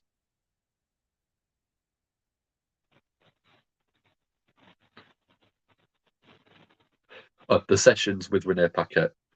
But yeah, check it out. She's interviewed some people since I've left WWE, and she's got some really good stuff on there. Check it out. So Miz is basically sort of saying that AJ Styles, oh no, Logan Paul, sorry.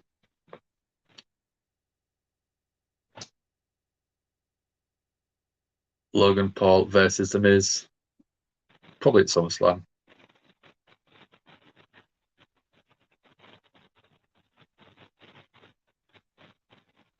So Logan Paul, yeah, is saying, I'm coming for you at SummerSlam.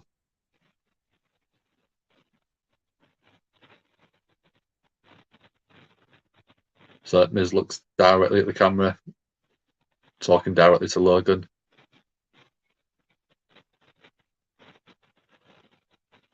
So Miz is saying that Logan Paul is doing it to create controversy, generate media references.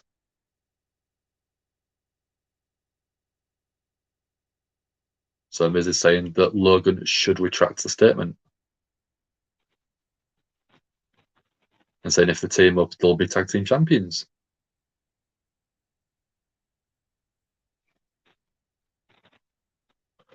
Miz saying if he wants to be undisputed tag team champion, he doesn't have to look very far if he needs someone else.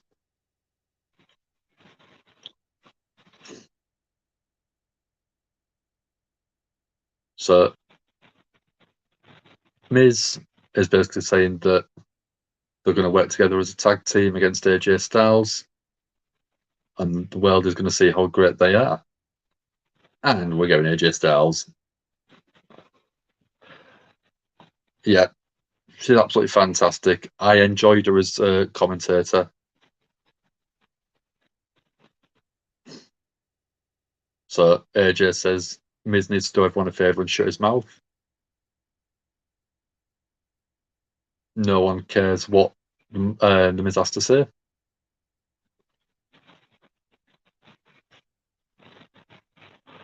AJ Styles saying that every time his back's turned, he gets attacked by Miz or Ciampa.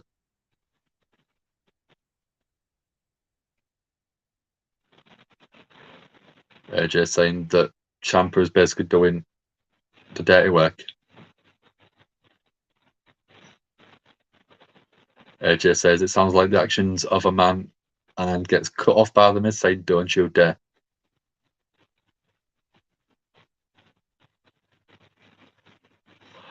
And the crowd are chanting tiny balls.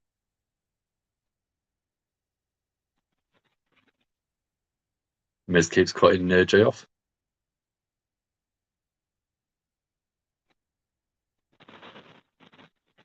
So AJ says it sounds like the actions of a man who is a coward. With tiny, tiny balls. And the crowd loves that. Miz looks furious. Crowd restart the chant. Yeah, great for wrestling podcasts. Should really give it a check out. AJ jumps in the ring. Miz and Ciampa jump straight out.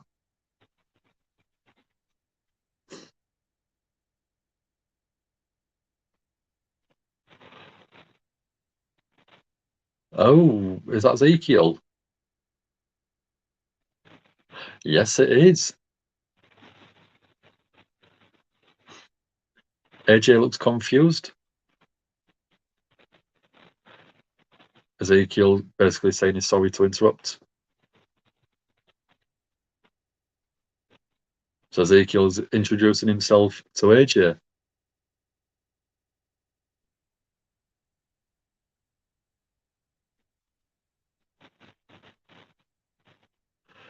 Ezekiel saying that Elias used to talk to him about how good AJ was in and out of the ring. In a word, he is phenomenal.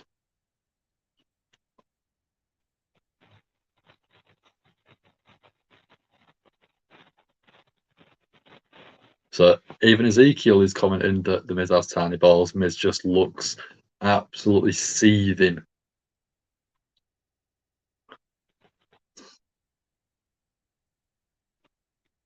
Crowd again restart the chant.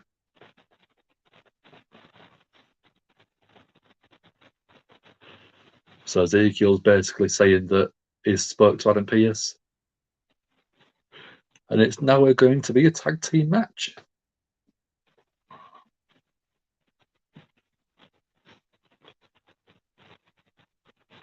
So it's going to be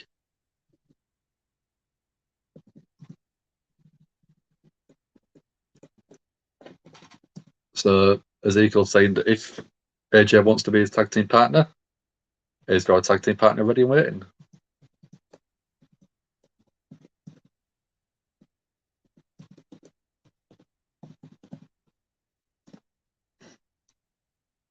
So that is what we are going next. The Miz and Ciampa versus AJ Styles and Ezekiel. Let's get back to these comments while we're on commercial break, and I'm a fraction behind. So Logan Paul was good in the ring. I was surprised at how good he actually was. Pat McAfee's great. Pat McAfee is brilliant on the mic. He's great on commentary. I think he's probably one of my favourite all-rounders at the moment. So Sandra's asking Riley what you thought about the Mox interview, and it was good for Mox going to rehab, sorting himself out. Yeah, I was really impressed with the way that Mox handled himself, basically saying, "I need help. I'm going straight out." He didn't try and fight it. He didn't try and hide it. He just did what was best for him and his family straight away.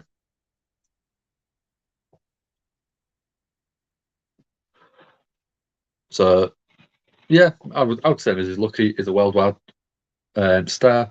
He's got money rolling in from WWE. He's got money rolling in from his TV show. But if he's got tiny balls, Maurice might not be too lucky. Another Mox buddy, yeah. KO is not medically cleared. Is that the concussions that he's got at the minute? I had rumours of him being injured, but I didn't know why. That's probably why we haven't seen the Ezekiel and KO match from like 2 weeks ago, and then advertised for Money in the Bank, and then still not showing up. Yeah, Pat's great in the ring. All the NXT matches, he did Devon Cole one. But yeah, it's one where it doesn't really make a big deal of it, but it can really go. He does some great moves. He can really sell, and he can tell a bit of a story. And I think with a bit more time, he could be probably a good mid-card champion. Big Pat fan. His show's great.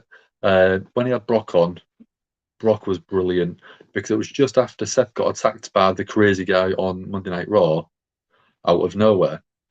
And Brock comes on and basically says, I dare anyone to do that to me. Basically putting a challenge out there. If you wanted to try it, Brock would tear you to shreds.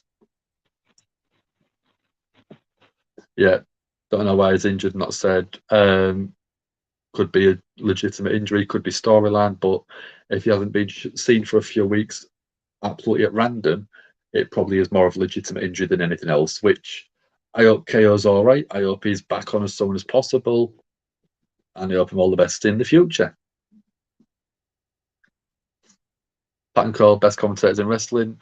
I'd go Pat, definitely. Cole, I've always he's always grated on me a little bit. Is okay for a little bit, but after a while, the same catchphrases really sort of bore me. I mean, the way he used to scream, "It's the big dog," when Roman's Reigns used to turn up. It's boss time every single week. Basically, just sort of grated on me. But I do really like Excalibur, obviously from AW. I like it when people like Jericho's on there. I mean, William Regal is fantastic. If you'll go watch William Regal when he's commentating on Blackpool Combat Club matches, is absolutely fantastic. But in terms of the best duo in commentary, was probably Jim Ross, Jerry the King Lawler. Late 2000, well, early 2000s, Attitude Era stuff. It was just, I think that was the best combo we've ever had. KO's your favourite wrestler, really? Good choice. Can't really beat it. Ross, I think, is probably the best longevity in terms of commentary, but I just think he might be a bit past it now. As a team, yeah, I can't fault you there. I didn't realise you meant as a team, but yeah, as a team, absolutely fantastic. Excalibur is a student of the commentary game. He is absolutely phenomenal. Every single move has got a specific name. He knows it. He knows the variation of it. He knows most of the time who created the move as well. He's just absolutely phenomenal. I agree with Regal. Regal's just brilliant. I'd love to go to the pub and just sit with him for a couple of hours, couple of beers. I reckon you would learn so much about the inside backstage stuff. Ross and Lawler, agree on Ross and Lawler and Ross. Brilliant combo. Let's call some action, shall we? Get back to actual wrestling. So I've got AJ Styles and The Miz in the ring. We're going in AJ Styles chant. Ezekiel now tags in. Big boot to midsection from Ezekiel. Then a side headlock. So Miz pushing Ezekiel into Miz's corner so he can tag Ciampa in. So I've got Ciampa and Ezekiel. Ciampa's another one where he looks absolute phenomenal shape, but because he's not 6'5", WWE just don't really like that fact. Ezekiel with a delayed throw, yeah. Ezekiel chasing Ciampa down to the corner. Ezekiel takes a back elbow, and then Miz takes a cheap shot to Ezekiel. Ciampa with a big running knee to Ezekiel, pushing Ezekiel to the floor. Ciampa follows him up and throws Ezekiel into the barricade.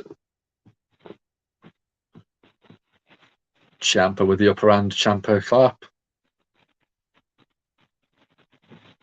Miz copying with his own Ciampa clap.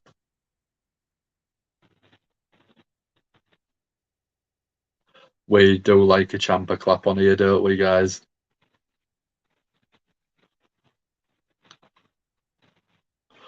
So there we go. Mrs. Boring. I quite enjoy the Miz, to be honest with you. I like his attitude. I like the way he works. He is the cocky heel, but that's the character he is playing. He's supposedly one of the nicest guys backstage, but he just plays every character and gets it over.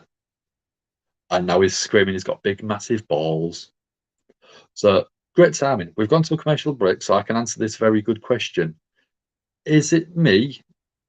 Elias or Ezekiel seems to have got better in the ring for some reason. It's weird. Well, Elias was okay in the ring, but Ezekiel is Elias's younger brother. So Ezekiel might have learned stuff from his brother, but he's also learned stuff from everyone else. Ezekiel might have been training a bit longer than Elias has. So I kind of agree that Ezekiel has got better in the ring, but Elias was okay. He could have a match if needed, but Ezekiel just, I think, is a lot better. I mean, you can't compare two different people, can you?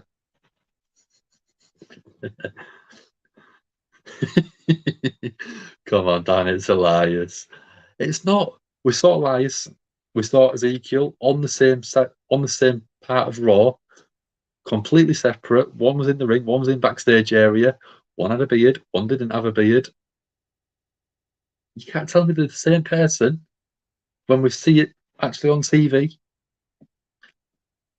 Miz is good at his job, yeah. Miz just knows his role in WWE is to be the bad guy, play off all the crowd hate.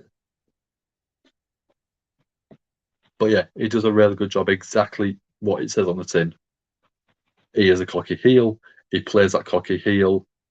He plays up to it with the crowd. He plays up to it in his promos. And that's why he's had the longevity he has. He doesn't need to be doing 450 splashes or suicide dives to get himself over. His microphone work starts off getting him over, and then he can perform in the ring. Oh, should be a guarantee. Guaranteed Hall of Famer.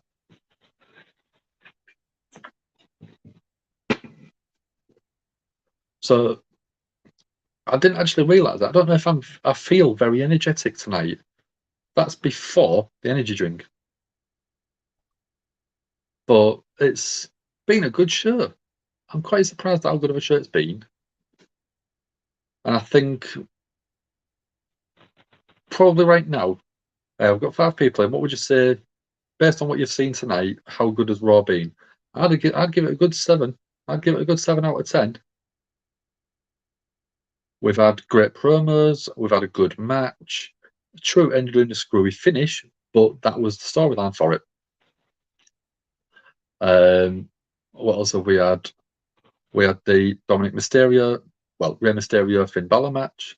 Again, that was a good match, clean finish, but great story. Randy Orton, 100% guaranteed Hall of Famer. Miz, pretty much guaranteed Hall of Famer. R-Truth, another guaranteed Hall of Famer, I think, as well as Rey Mysterio. But Randy Orton's 20 odd years in now. Miz is going on for 20 years. R-Truth started in WWE, then he left, he worked in TNA for a bit. But yeah, he's come back and he's now a long time. Rey Mysterio, 20 years in 2 weeks' time. So yeah, there's a good amount of long servers.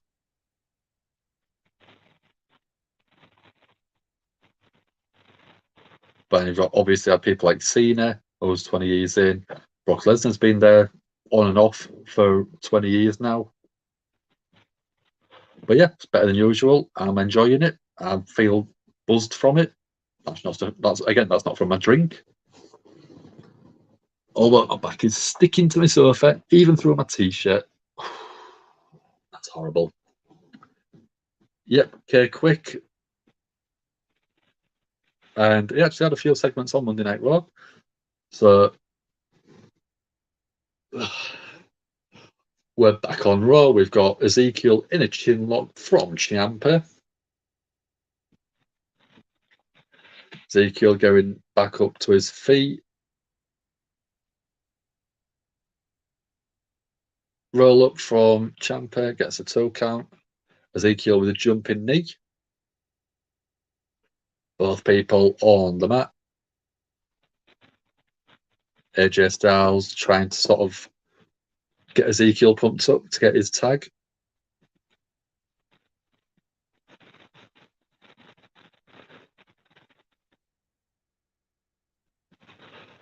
So Ciampa tags out. AJ Styles gets a hot tag. Miz comes in, takes a couple of clotheslines. AJ with his rapid fire attacks. Big clothesline. Diving forearm to the Miz. AJ's pumps. AJ with a big splash clothesline into the corner. Pump handle slam into, pump handle into a gutbuster. 2 count, Miz gets a shoulder up.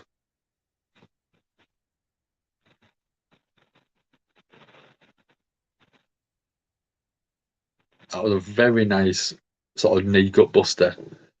Really innovative offense from AJ Styles because, again, absolutely phenomenal performer, not just in name. AJ with a roll up, 2 count. AJ takes a punch off Ciampa on the ring apron. Miz with DDT gets a 2 count.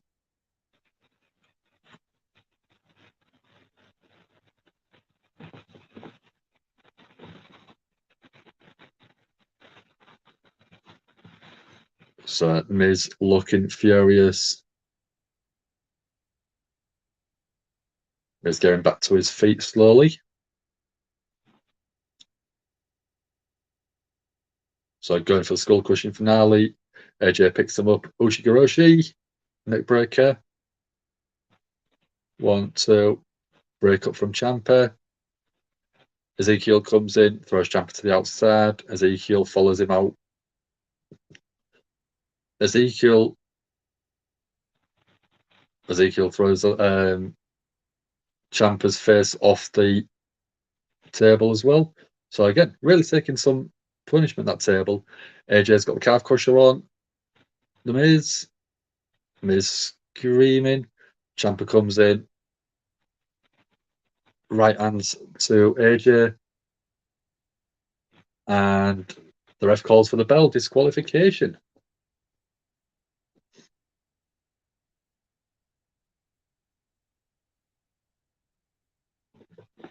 That was turning out to be a really good match, back and forth. And it's a shame that it's ended with a disqualification.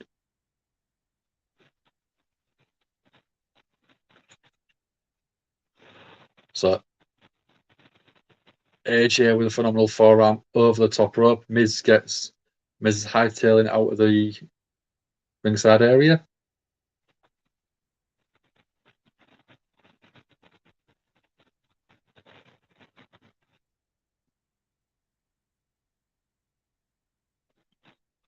So AJ's shouting he's got the Miz's number.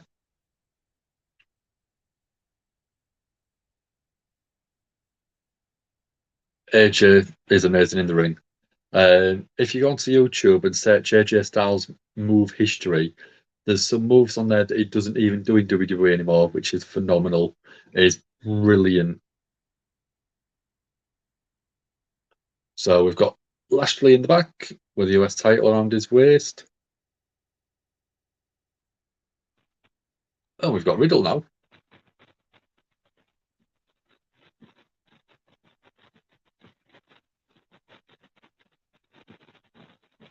So Lashley's saying that he can't wait to get his hands on Theory.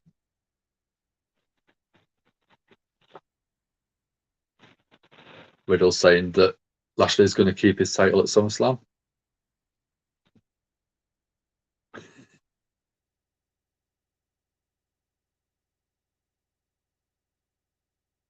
So Riddle's saying that he wants to watch Stranger Things with Bobby Lashley.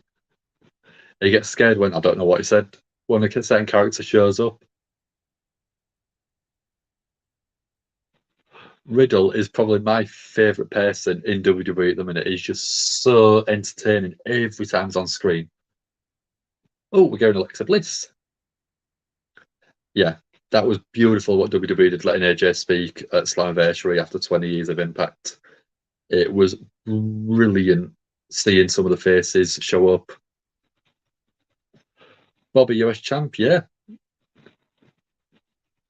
There will be champ cashing on Roman versus Brock match at SummerSlam. Do you think? So we're going Alexa Bliss and Oscar versus Doudrop and Nikki Ash. So let's update that banner. Take that one off. Edit.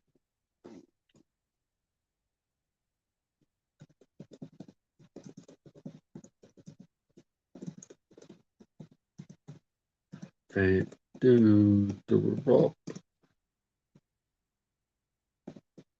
and Nikki.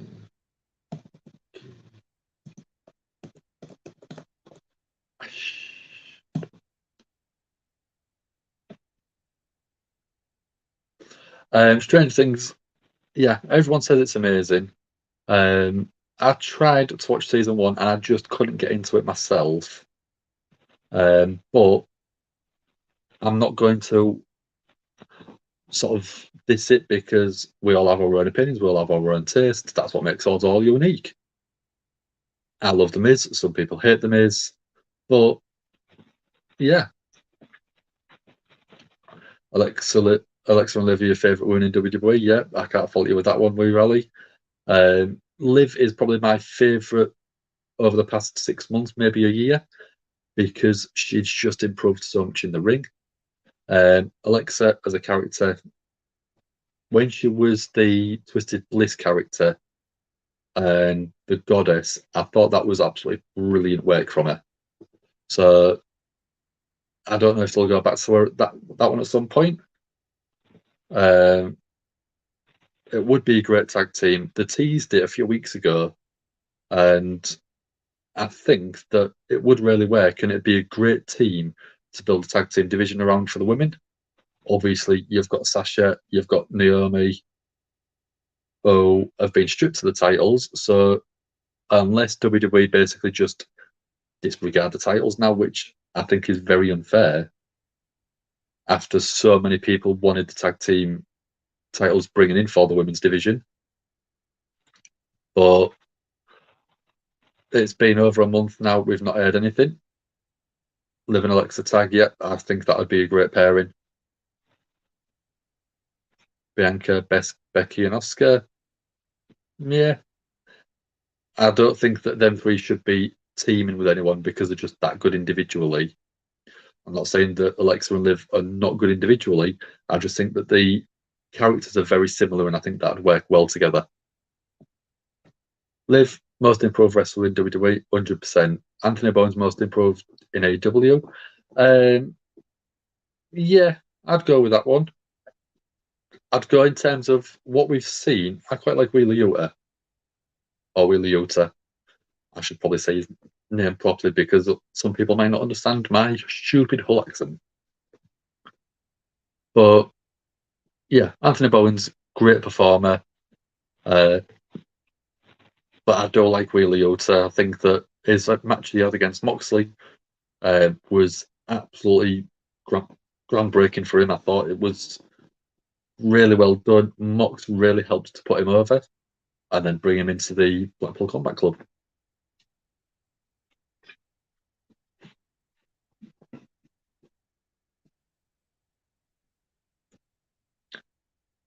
Sandra thinks Tashika in AEW.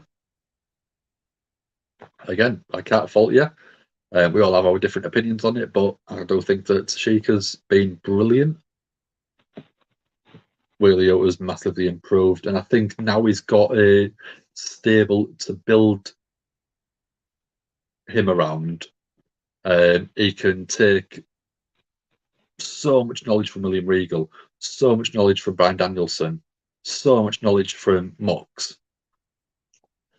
Three people who have done this business for years, and he could learn so much and could be the start of the next 10 years, maybe 15 years, 20 years, who knows?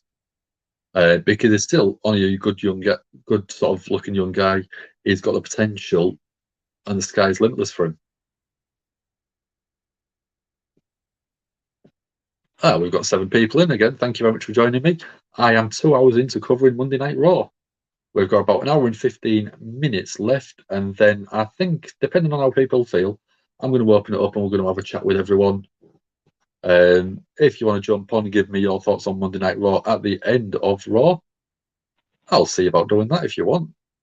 We did it a couple of weeks ago.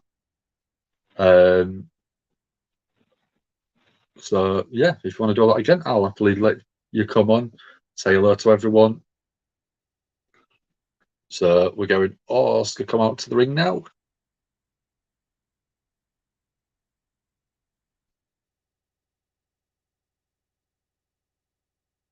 So again, like I always say, if you haven't shared the video, share it for us, please. That really does help us out. If you do like it, that helps us out even more because of the YouTube algorithms. And just stick comments in wherever you like. We've got quite a few sort of different videos on the channel covering Monday Night Raw, covering Dynamite, covering SmackDown, covering Money in the Bank and pay-per-views, Forbidden Door. We've got interviews on the channel, so we've had some big names. We've got people like Goldberg. We've got Joe McIntyre. We've got D'Lo Brown, if you're a fan of the Attitude Era. We've got, who else have we got? Charlotte Flair. We've got Jeff Jarrett. So yeah, check them out if you haven't already seen them before. I know quite a few of you have probably seen them already on the channel. We have got, not so much at the minute, but we've got a few videos of WWE K2K22 where you can see Dominant fight each other, not in real life, obviously, in storyline. What else have we got? We've got Impact stuff. We've got some new interviews coming out. We've just had Raven that come out a week or two ago. We've got a few coming up, which I'm not going to spoil, but if you search Forgive Me a Whole Year, linked into some of that stuff, you might be able to find them. And I'll let you know the AEW stars. So there we go. So keep your eye out for them. So we've got Nikki Ash and Doudrop.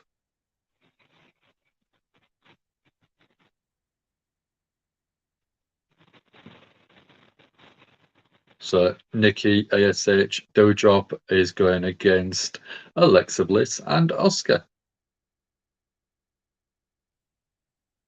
So bells ringing. So we're getting first. We're going Oscar and Nikki Ash.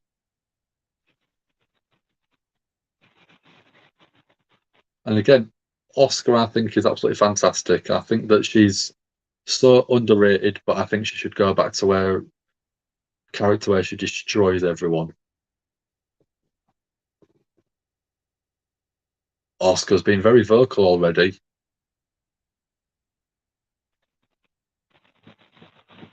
So Nikki ASH face off the turnbuckle. Alexa Bliss being tagged in, goes for a roll up, gets a 1 count, goes for a cradle, another 1 count, goes for a crucifix, another 1 count. Nikki Ash stops that momentum with a shoulder tackle, uses the hair, pulls her back, Doudrop tags in. Bliss with a knees,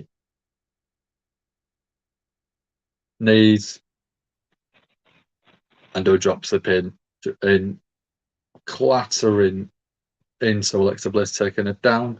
I don't think Alexa Bliss knew the tag had happened.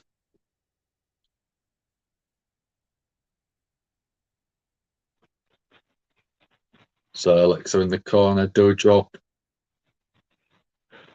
taking it, going for a, looks like a slam. Yep, goes for a slam. Nikki ASH tagged in, goes for a little neck breaker.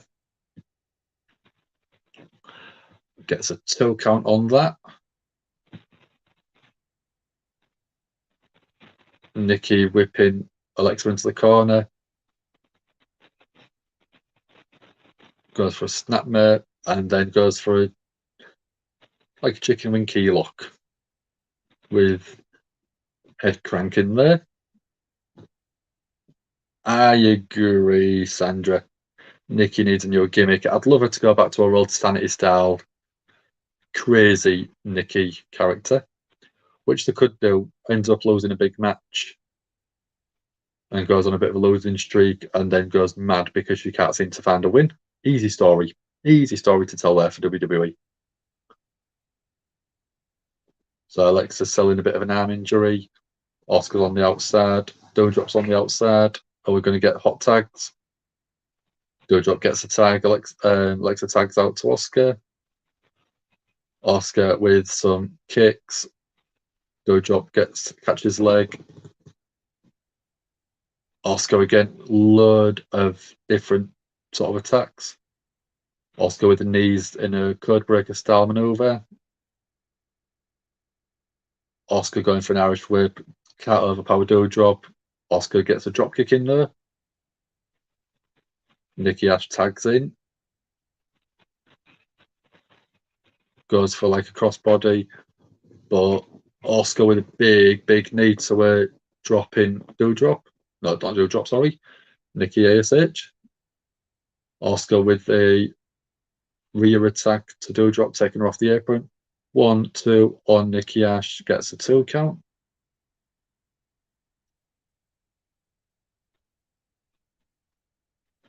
So again, Oscar with another snapmare, tags Alexa in. Working together, but Doudrop catches Oscar, pulls her to the outside. Goes for a senton on the outside, but Oscar gets out of the way. Nikki ASH with a quick roll up to Alexa, gets a 2 count. Nice solid DDT from Alexa Bliss. Go a 1, 2, and a 3 count.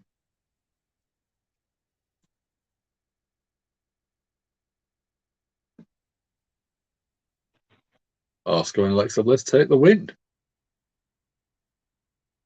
Very quick match, but everyone got a little bit of a showing in there.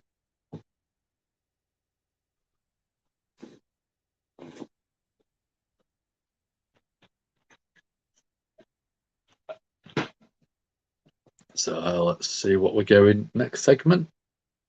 Let's get rid of that one. Let's go to the edit.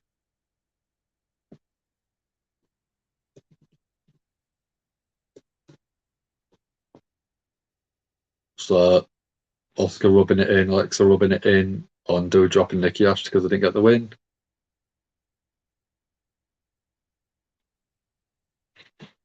Both Alexa and Oscar with massive grins on the face.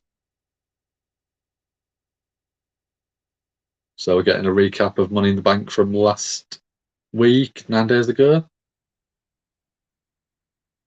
And the controversial ending with the Usos and the Street Profits, with Montez Ford's shoulder not being on the mat. So Street Profits was fuming, anchoring for a rematch, and we're getting the Usos come out now.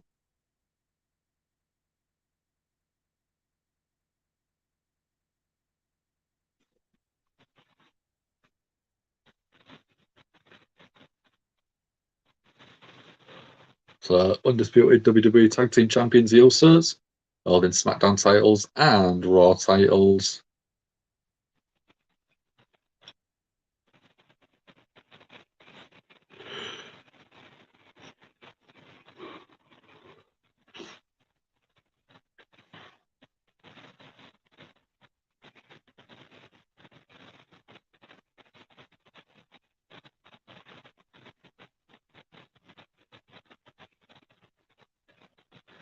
Usos just looking phenomenal with both titles over both shoulders.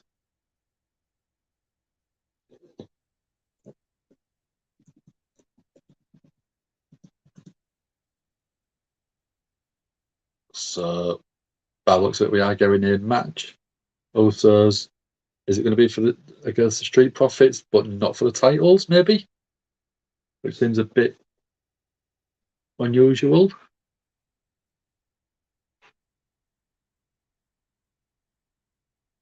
So Bloodline just being dominant as they always have been.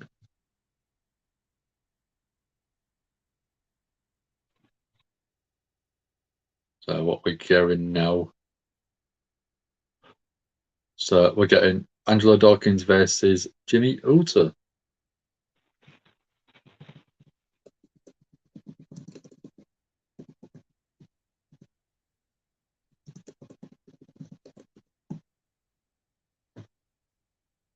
So, yep, that is the match we're getting. Angelo Dawkins versus Jimmy Uso. Let's have a look. We're up to.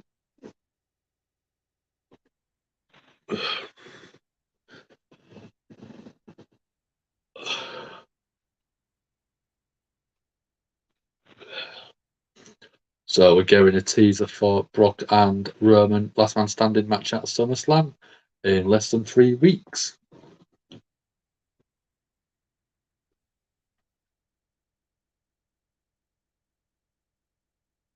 So we're on a commercial break. Anyone got any questions in the comments or any little bits of news or info that you want to throw my way?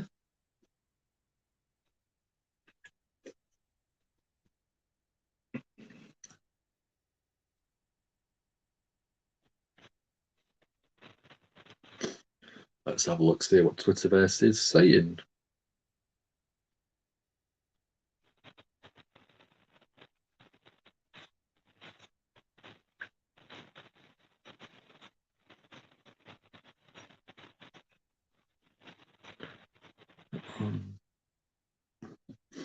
So not much is happening really on Twitter at the minute.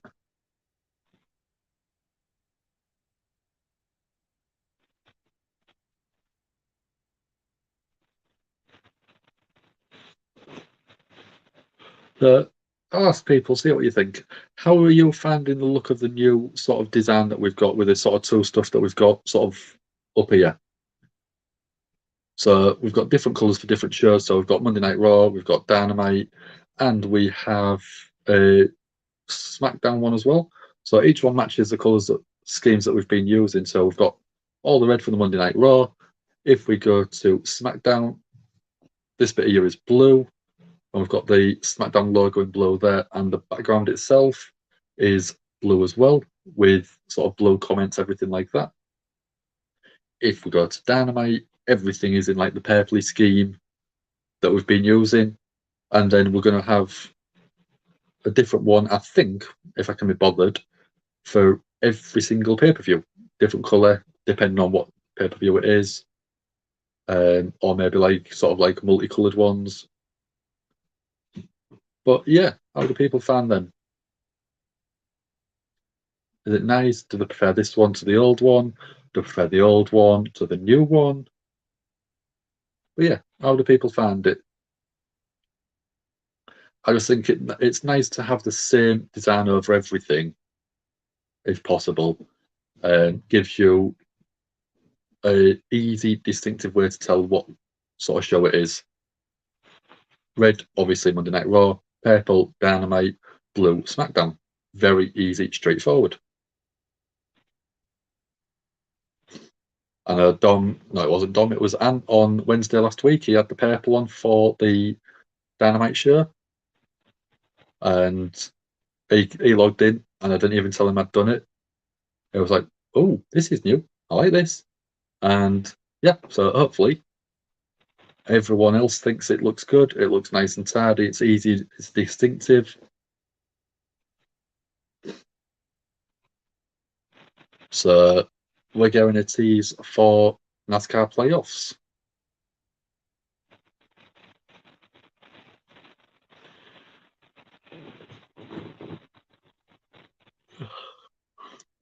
So we are pretty much bang on an hour left. It seems to have gone a lot quicker than I was expecting. 2 hours in to Monday Night Raw, 2 hours, 15 minutes into the stream itself.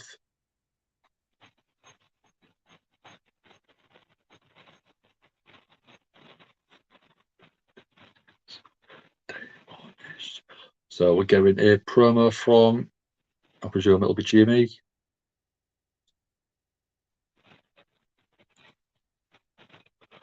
So we're getting the Usos versus the Street Profits with a mystery special guest referee. Who could that be, do we think?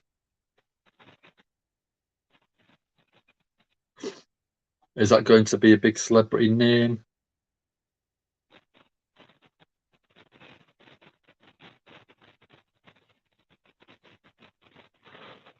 So you're also saying the Bloodlines now in your city.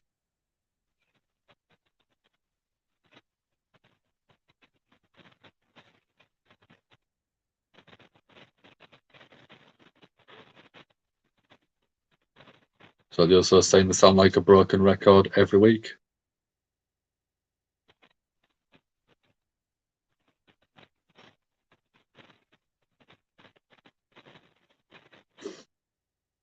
But they're also saying they can turn up on any show they want because they are still undisputed tag team champions.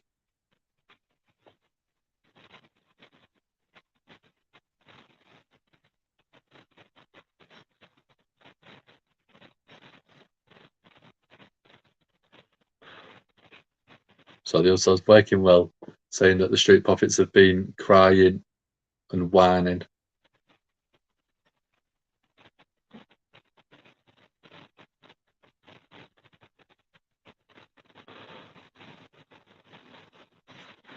So Usos are saying that, oh, good timing there. Usos saying that at SummerSlam, it doesn't matter who the special guest referee is. There was like, at SummerSlam, they are going to be the champions still because we, the and Street Profits music hits. Great timing there. So we're going the solo cups.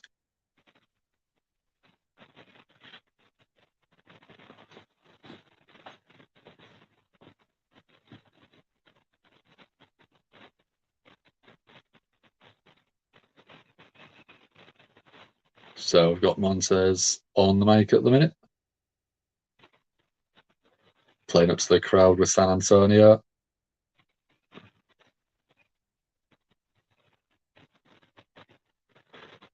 Montez saying it's the Usos.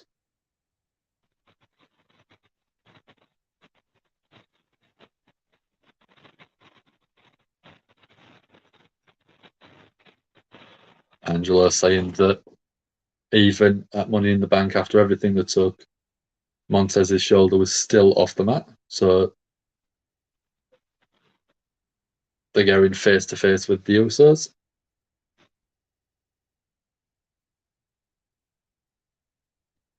Montez saying that they're going to take the championships at SummerSlam.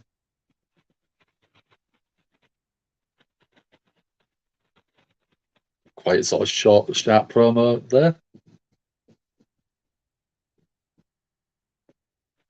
I'm going out truth.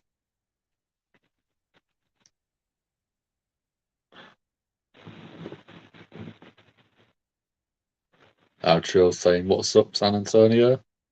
Crowd respond with a big "What's up?"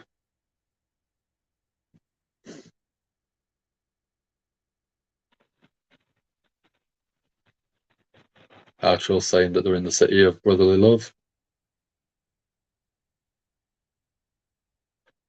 Everyone's aware of their Outro's many certifications. He's a certified marriage counsellor. He even got certified to fly a Top Gun airplane.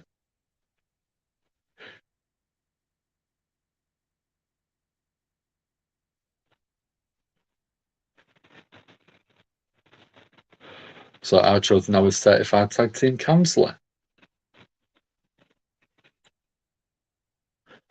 So he's now out here to counsel the tag teams.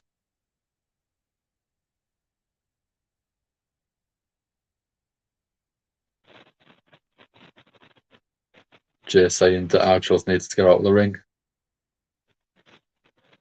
unless he's got a referee shirt on.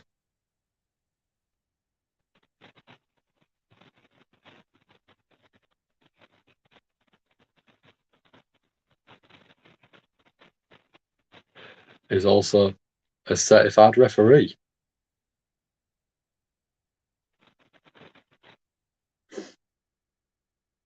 So it does have a referee shirt on.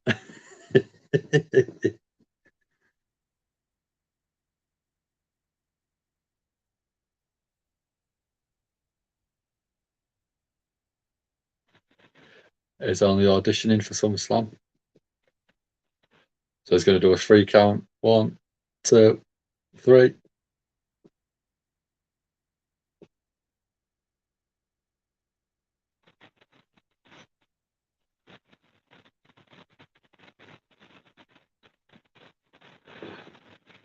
So Archer's saying if one of them got thrown out the ring, he's going to count them out.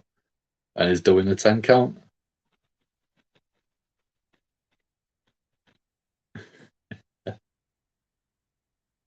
Archer is so good. He's so good. So he's up to 7.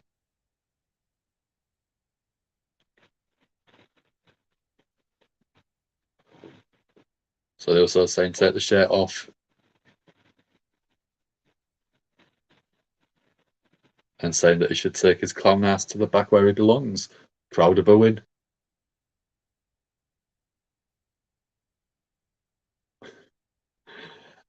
Archer's playing to the crowd saying, he called me a clown ass.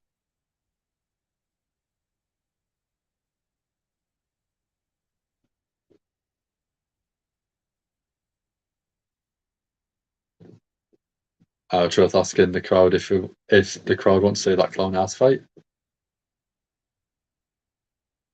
Archer's taking off the ref shirt.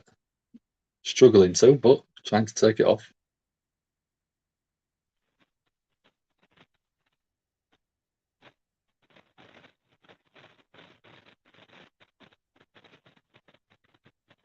Archer's saying he's going to fight both the Usos. He's talking about with his partners, the Street Profits. Are we getting? Almost. So it's going to turn into a triple. It's going to turn into a 3-on-3 match, isn't it?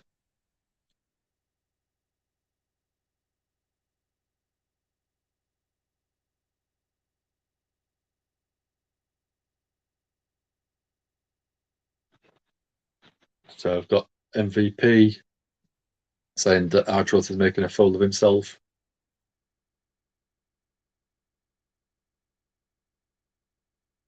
Why not let Omos be the special guest referee? Ooh.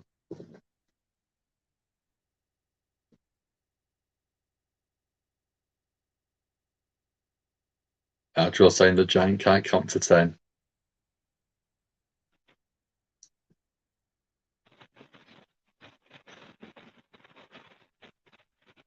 So why not let Omos be part of the match tonight?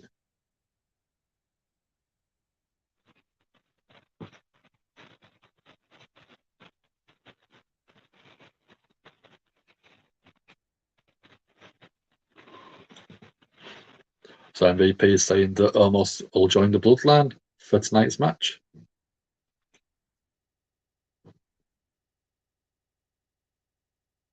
Montez saying, what do you say? Angelo says he's down for a fight.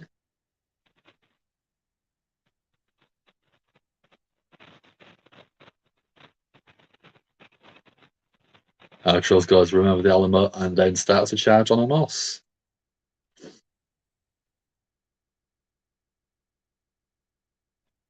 So Omos grabs the Street Profits and throws them into the Usos to receive super kicks. Charles now left in the ring on his own with the Usos and Omos. It's not a good place to be.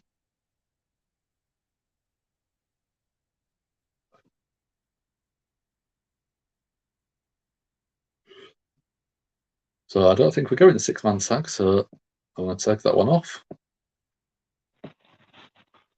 What are we going now? Are we going to commercial break again? Yeah, we are.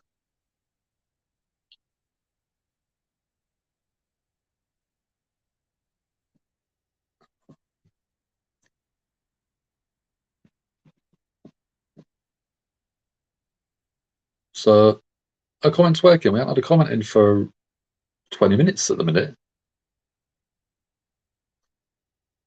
Everyone's still there. Let's have a look.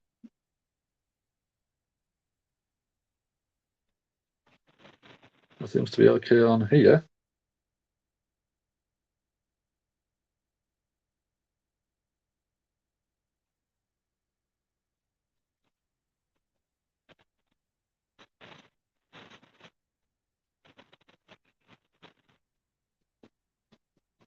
What else are we going on the rest of Monday Night Raw? Do we think we've got Bobby Lashley turning up? Going with Riddle against Theory, and I can't remember off the top of my head. I can't remember.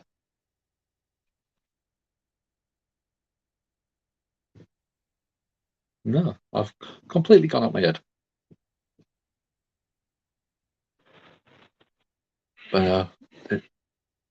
Even my lip is starting to feel a bit sweaty at the minute.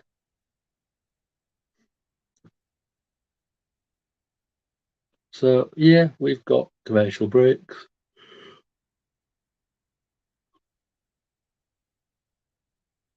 I'm going to open my windows just to see if it's going to create a bit of breeze. So I won't be a second.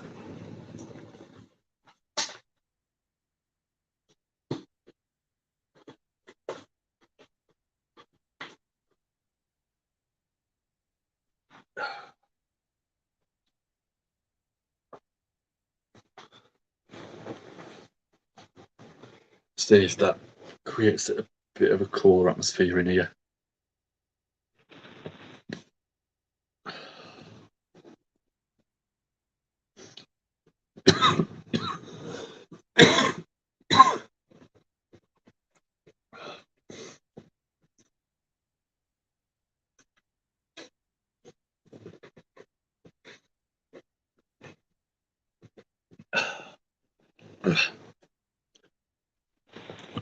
Oh, we still got in the chat then. Let's take a comment in and let's have a look, see what we've got. Won't be a second.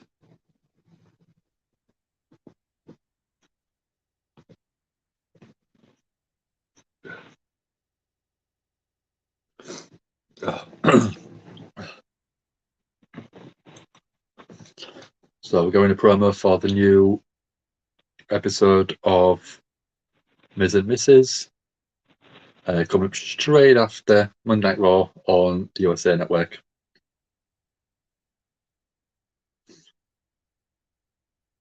So we're going promo for Liv Morgan appearing this Friday on SmackDown.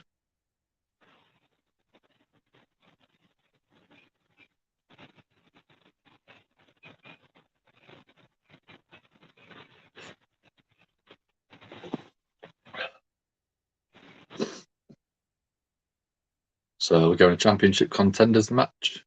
We're also getting Theory show up, going up against Madcap Moss.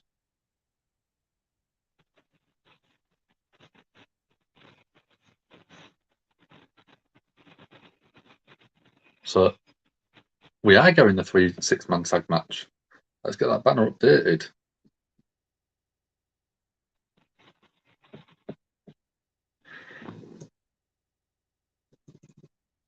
Street Fits and our truth, the Usos and our Moss. There we go. Set that on. There we go. Banner's updated. I'm going to stick a comment in from my side just to see.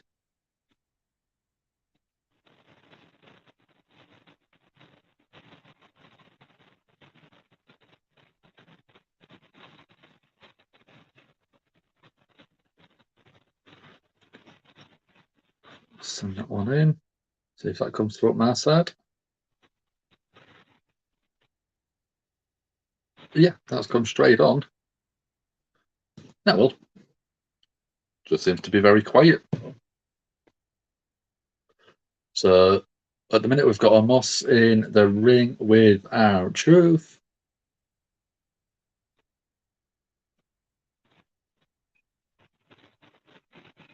Amos tags out. Jimmy tags in. So Jimmy with a big right hand to our Truth. Goes for a pin. 1 count. Straight kick out from our Truth.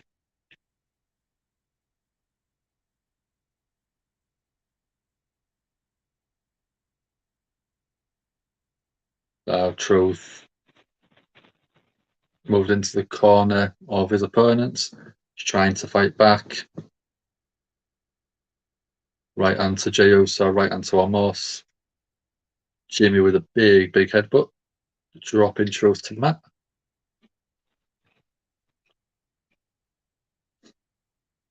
Jimmy with a big stomp to our Truth's hands and fingers. Ah, you are still there, Sassy. I wasn't sure if you were still with us. But yeah, it's been better than usual. I've been enjoying it, really. The sort of good match to me so far was the women's tag match, Alexa Bliss and Oscar versus Doudrop and Nikki Ash. That was probably the sort of lowest point of the match of the show so far. So we've just got a triple drop kick to Amos, dropping him to the floor on the outside, but still on his feet. The Usos take a couple of big splashes from the Street Profits. Outro's going for the same thing on Amos. He gets caught. So Amos throws Outro onto the ring apron and then a big clothesline dropping him right down.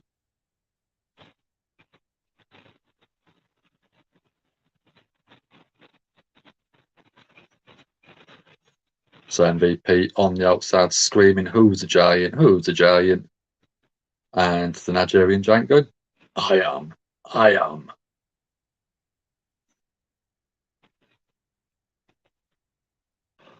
Oh, I can just feel a little bit of the breeze from that window, and it's just nice.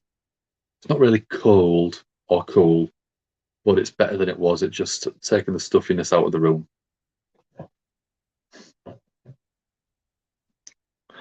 So on Facebook, we've had 2 likes and or 2 love hearts. I don't know which ones it is, but it just shows that we've had 2 of them. On the YouTube video, we've had 13 likes. Thank you very much, everyone that's done that for us. If you haven't already, give the video a like, give it a share, and subscribe to the channel. It does really help us out. We are still growing, and we do need all the help we can get.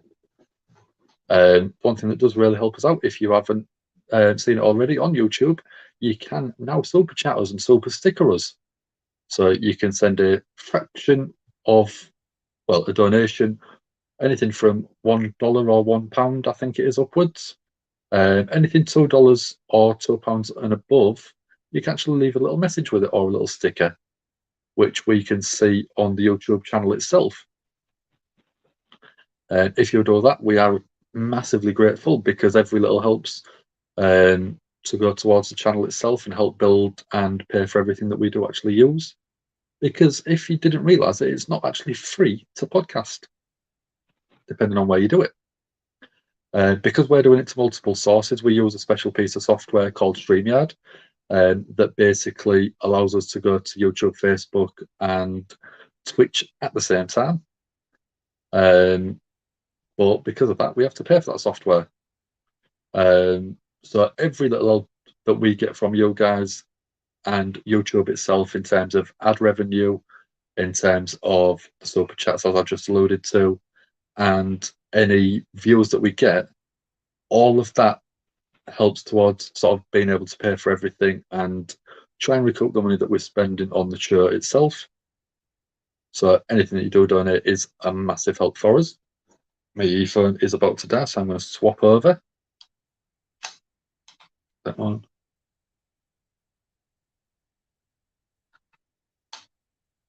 Is it going to be annoying again?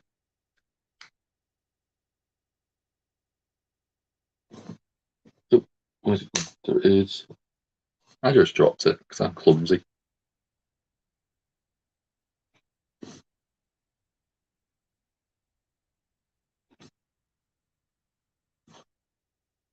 I'm going to leave them both in, so when the last one dies, I should be fine.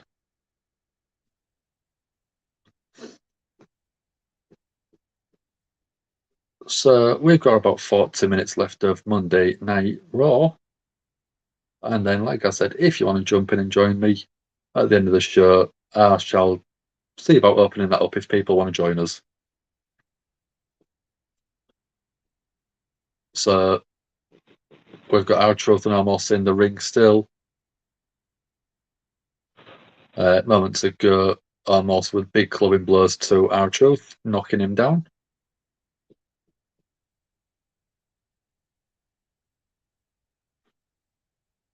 Almost with a big clubbing blow to the back of our Truth, dropping him.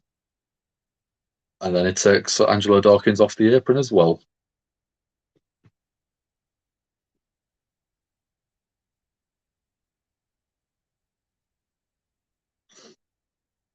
So R-Truth thrown into the Usos corner,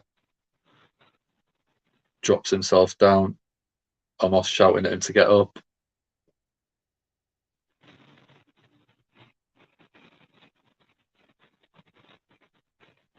Almost is just a big scary beast. Knees to the back of R-Truth on the ropes. So we've got MVP on the outside, trash talking, keeping Amos going. We've got Jay in the ring, tagged in. So what are we going to get now? Super kick straight to R-Truth's stomach.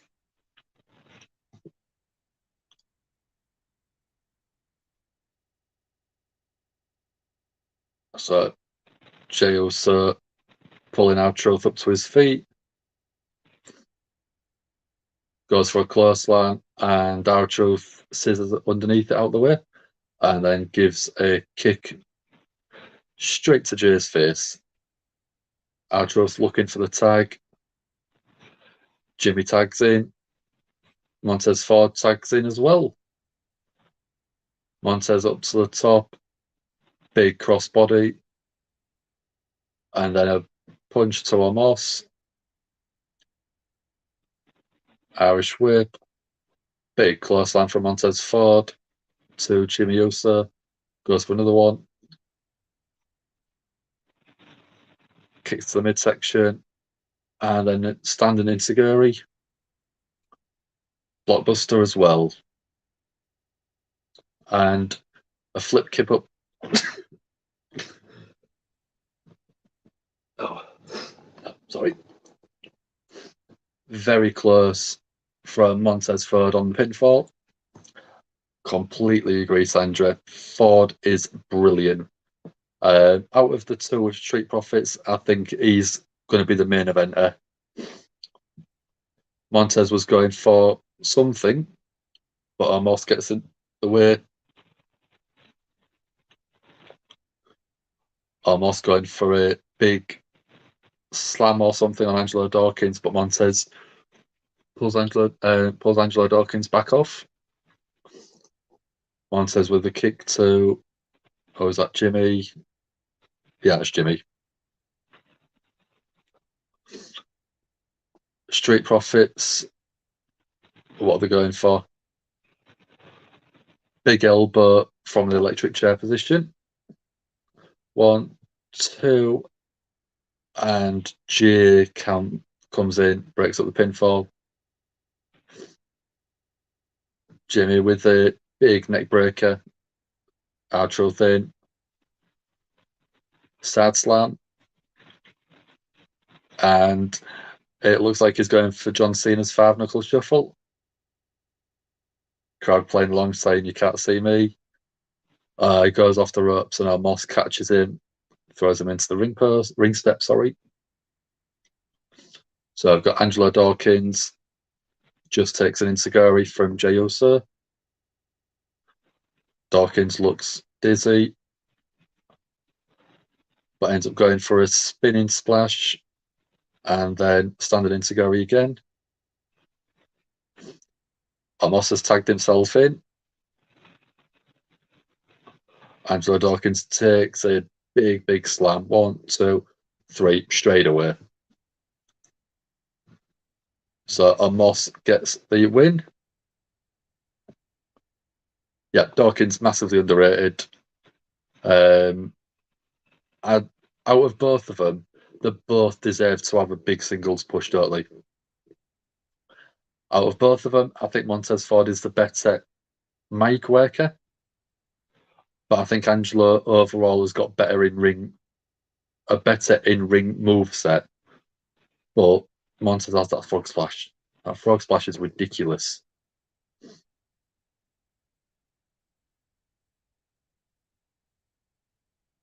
So we're going to recap from earlier tonight.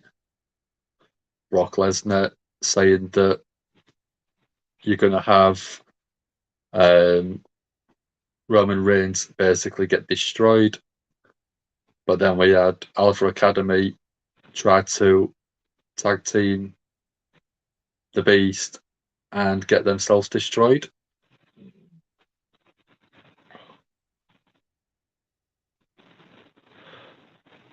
Because Otis got put through the ring table. Chad Gable got ring steps to the face, and so did Otis again.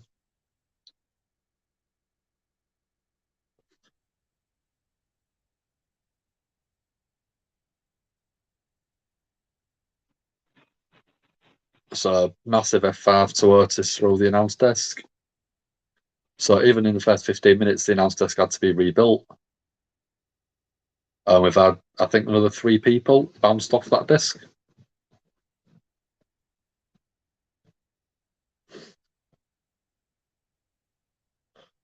So Brock Lesnar, Roman Reigns, last man standing match, Universal Undisputed WWE title. 2 weeks from this coming Saturday.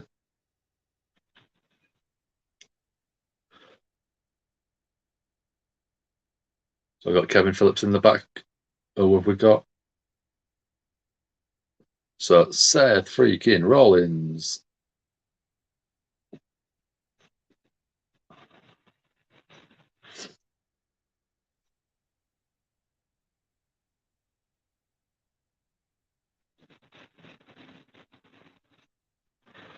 So Seth's just been asked how does he feel about taking an RKO from Riddle last week.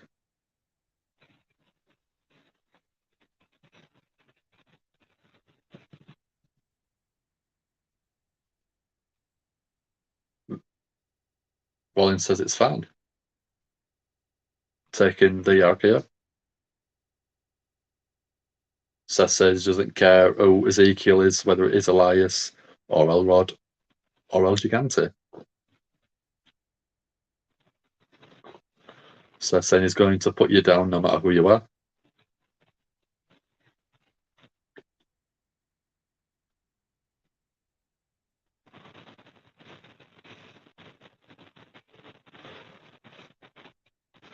Seth saying, who does Riddle think he is?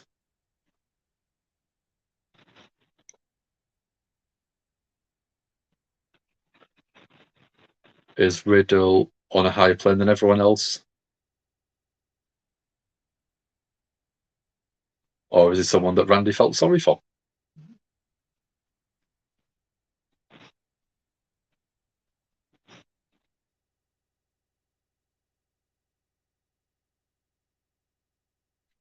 So Riddle supposedly can't ride the coattails of Randy anymore.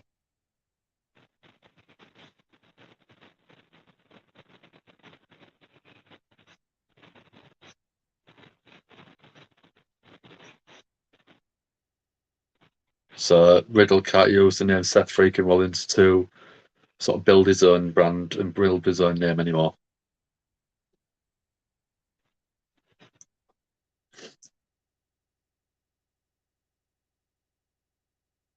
Oh, Theory's just turned up and asking for advice from Seth to cash in his money in the bank.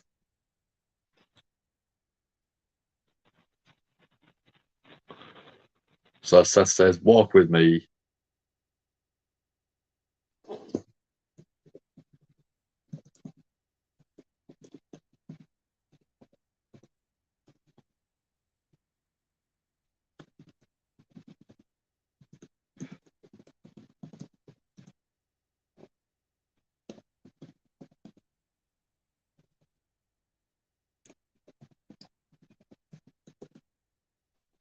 So what was the match again?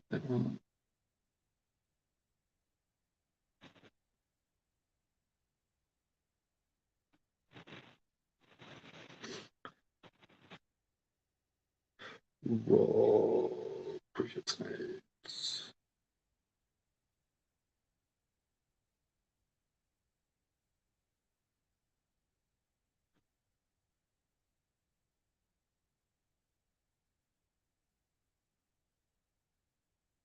I can't remember.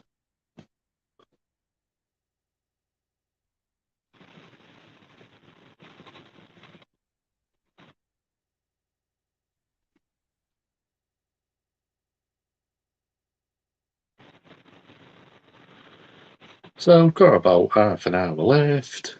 Not too long.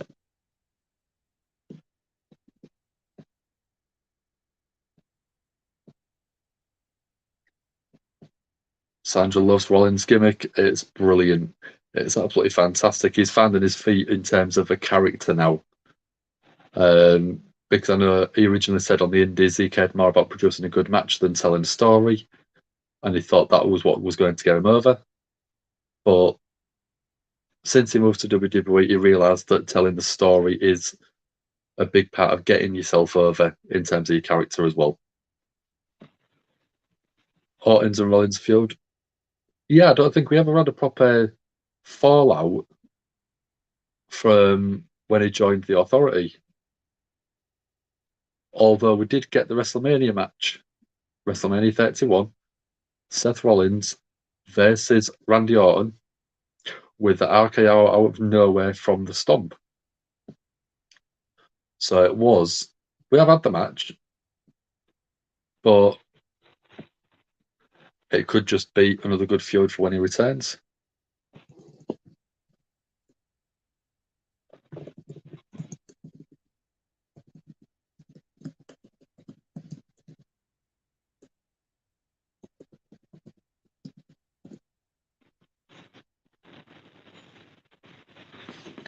So I've not got too long left. We've got half an hour, but I think that 10 minutes of it will probably be the intros and entrance music and probably another commercial break before the end of that.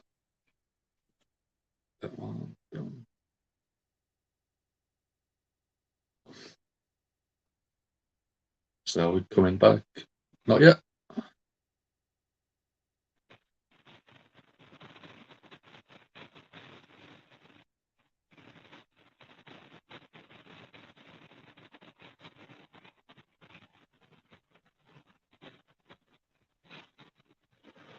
So going another teaser of that video package, which we presume by now is Edge. We're also getting black and red checked shirt, which probably alluding to Mick Foley. We're getting RKO ones, John Cena.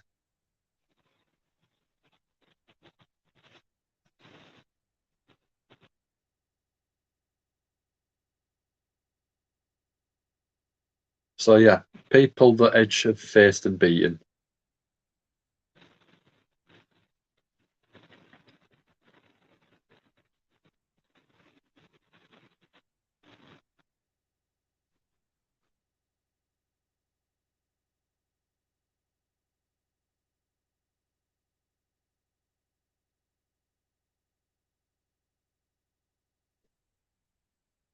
So we're going another recap of Miz talking to Logan Paul about retracting his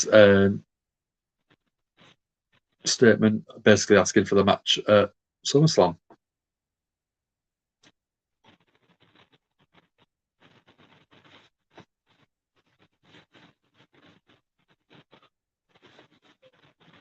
So Miz sort of teasing and looking towards going for the tag titles. And we go in another promo from Logan Paul.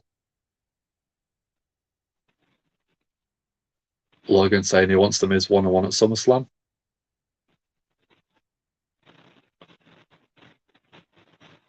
So we're getting Logan Paul next week on Monday Night Raw.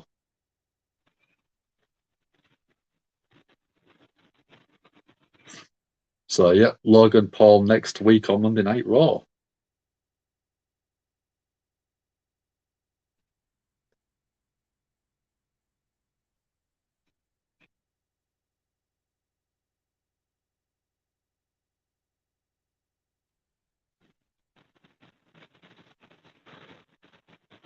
So we're getting Lashley come out to the ring now.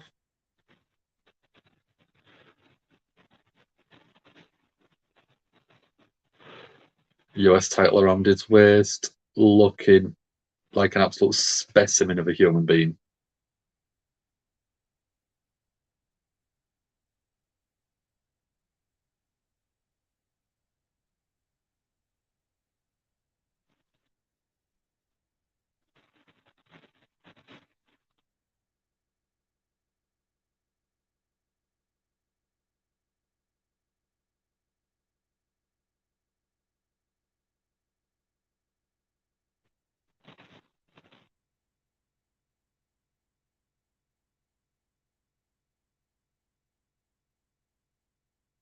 So my earphones keep cutting out for some reason at the minute.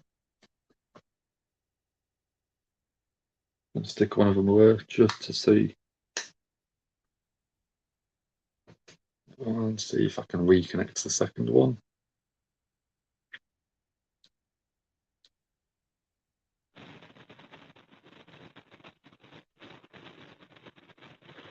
So yeah, we're going Theory versus Bobby Lashley at Money in the Bank.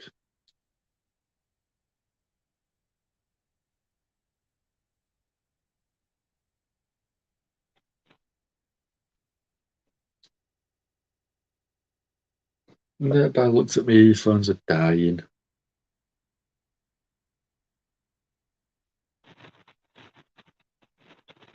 So yeah, we're going Riddle come out to the ring now.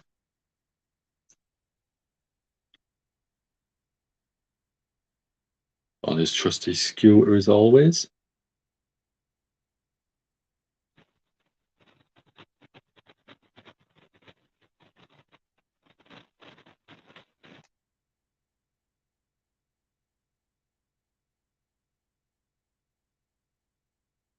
Crowd going bro, bro, bro as normal.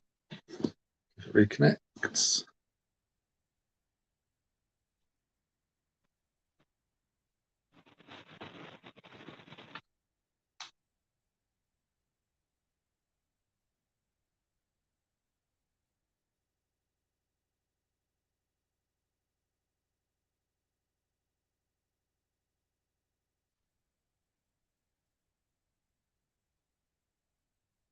Still playing up a bit, but I've got some commentary, so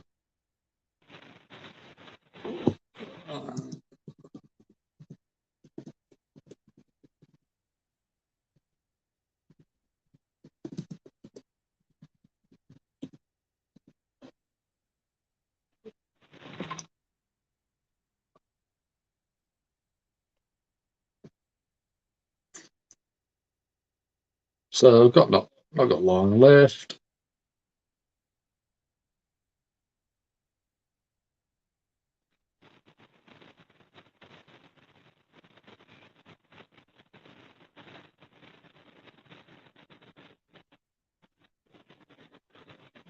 So we're going a little bit of Liv Morgan's history. I didn't realise she was signed at 19 years old. Shows like she'll learn so much.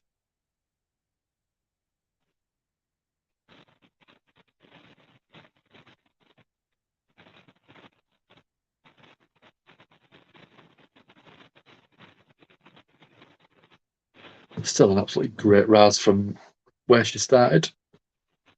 Even a year ago, 18 months ago, she wasn't the best worker in the ring. I think she'll admit that. but in terms of improvement, massively improved over the past. I'd say, yeah, definitely. I know. That's the problem that I find with the last 45 minutes of Monday Night Raw these days, is there is so many commercial breaks that you lose all momentum in terms of enjoyment of the show. So we had a commercial break before Bobby Lashley started his entrance. He came down to the ring. We had another commercial break, and then we got the promo for the match at SummerSlam. We got the Liv Morgan stuff, and now we're on another commercial break.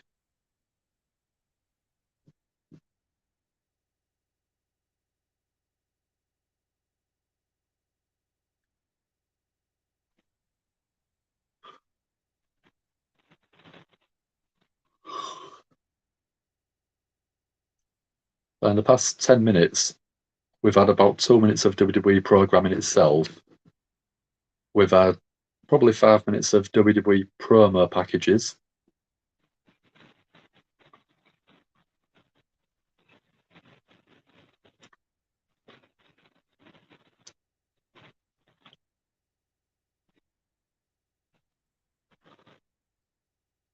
So still on commercial break at the minute. So I know exactly what you mean, Sandra. Let's double check, see what Twitter is saying about the video package.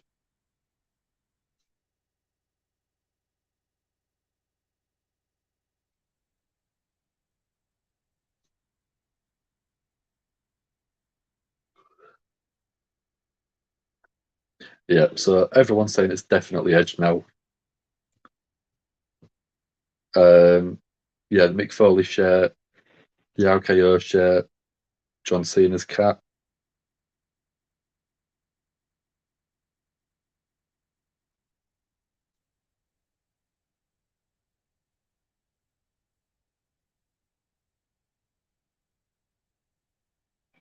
Yeah, it's definitely Edge.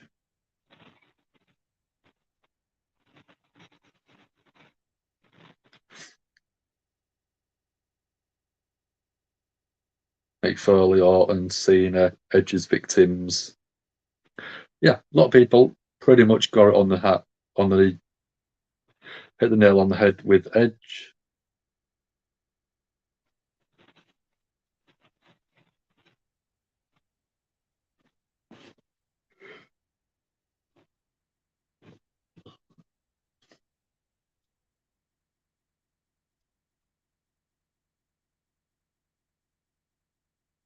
So we're going NXT 2.0 promo, Mandy Rose versus Roxanne Perez.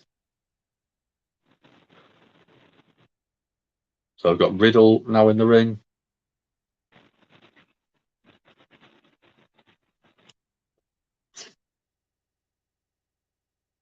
So we're now going to recap of last Monday, Seth Rollins versus Ezekiel.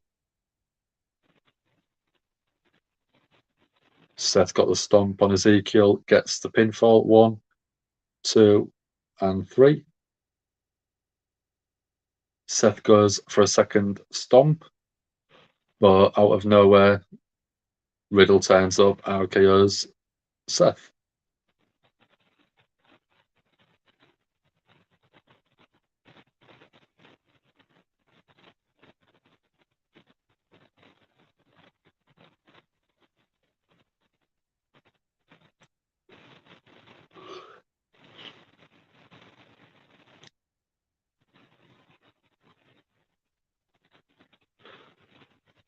So we're going Seth's music now, finally.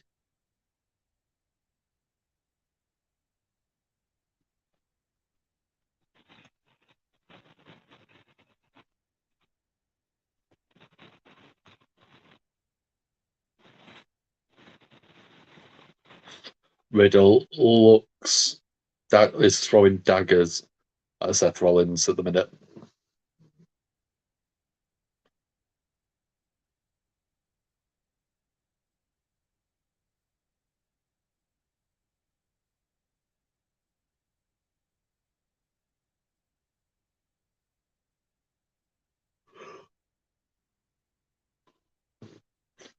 we're going Theory now. Money in the Bank winner.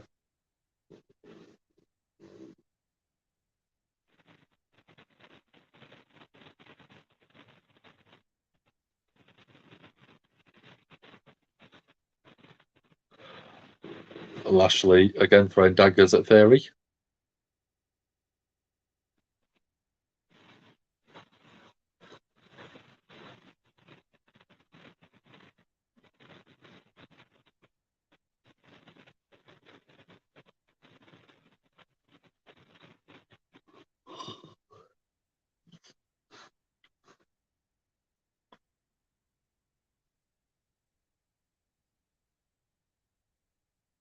Lashley's talking trash to Theory already.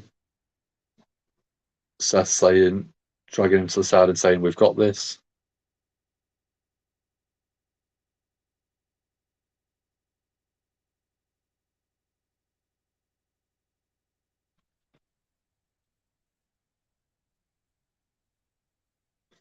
So it looks like we're starting with Riddle and Theory in the ring. Theory with a big boot to the midsection, right hands, and then in the corner with kicks and left hands now. Riddle dropping to the floor.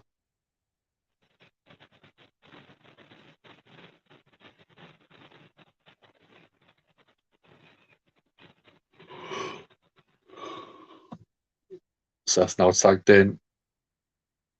Kicks to the side of Riddle, right hands. Dropping the knee straight on Riddle's face. Quick tags from Theory and Rollins. Rollins holding Riddle. Left hands to the midsection of Riddle. Theory flexing right in front of Lashley. Riddle Irish whipped into the other corner, gets out of the way. And now he's got the kicks going. Sort of Thai style kicks. Gut wrench slam. Theory's in the wrong corner. Lashley's now tagged in. Theory going up taking ahead of steam off of Lashley. Lashley chasing Theory down, takes a big boot to the face. Tag from Seth. But Lashley DDTs Seth. Goes for a pin, 1, 2. Riddle now tagged back in.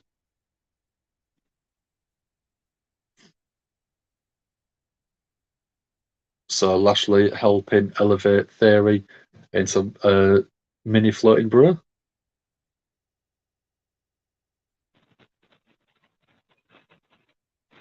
So Lashley now tagging back in. Riddle holding Rollins for Lashley's big boot.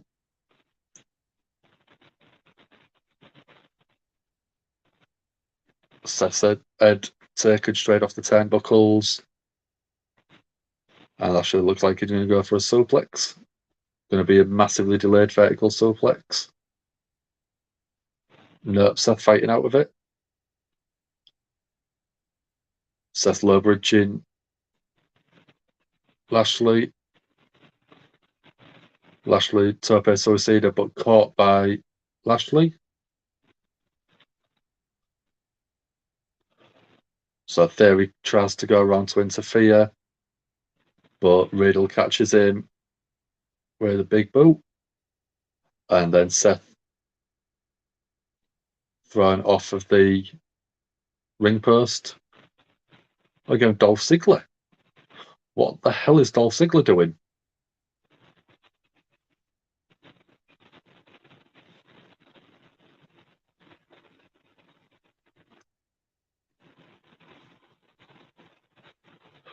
Why have we gone to a commercial break now? What is Dolph Ziggler there for? What's he going to be doing?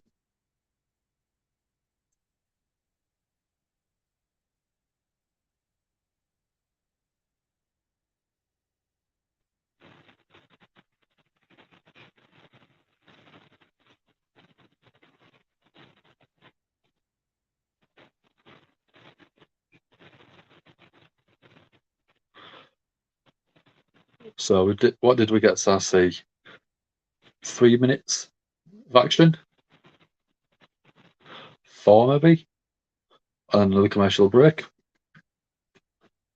Like I said, this is where I start to lose interest on it.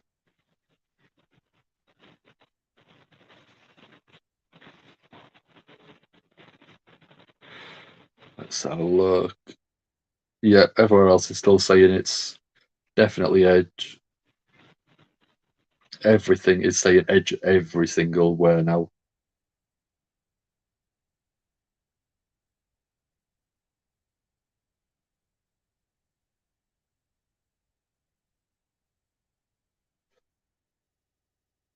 Yeah, no one else is saying anything different, so it's Edge. We know it's Edge now.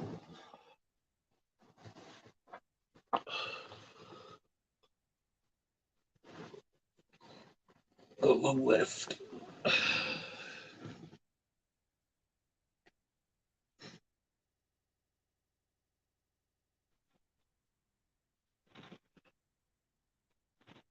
But yeah, still on commercial break. There's 4 people in. Thank you very much for joining me. If you haven't already, give the video a like, give it a share, and subscribe if you don't mind. It does really help us out. Where's that banner just gone? There we go.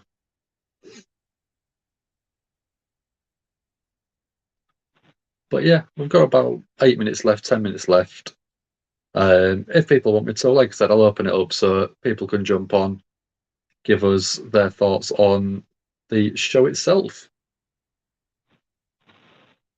It'll only be sort of like 5-10 minutes maybe, but it's just to sort of see how people found the show, what their best bits was, what their worst bits was, or they've enjoyed tonight.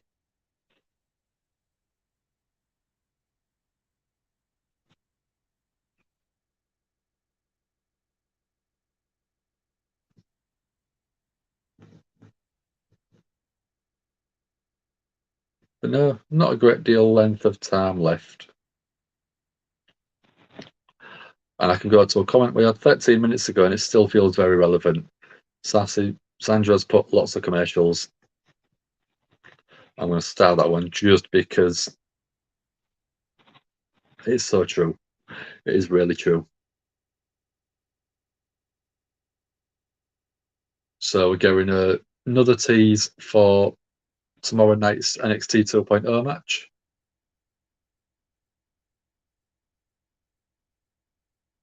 NXT Women's Championship, Mandy Rose versus Roxanne Perez.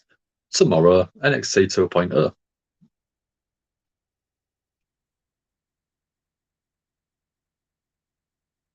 I think since she moved back down to NXT, she's been doing the best work of her career so far.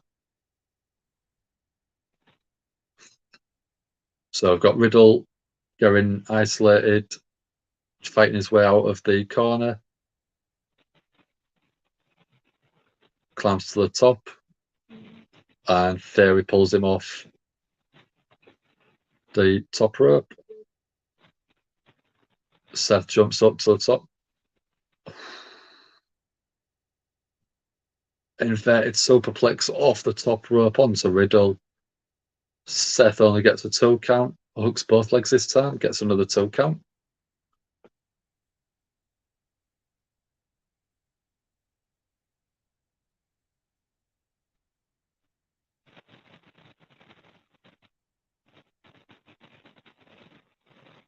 Riddle trying to get the tag to Lashley. Seth stamps on the fingers.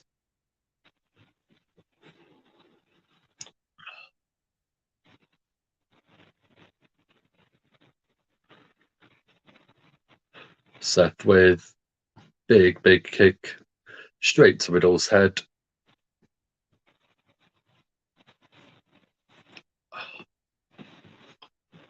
So we still haven't found out why Dolph Ziggler's now sat on the outside. Riddle fighting back against Rollins. Left, right, right, left. And Seth now going for a sleeper.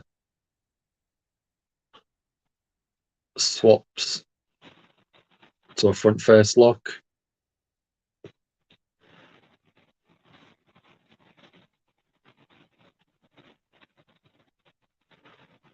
Riddle again fighting his way back up to vertical base. Riddle fighting to try and get back to his corner. Seth keeping himself in between.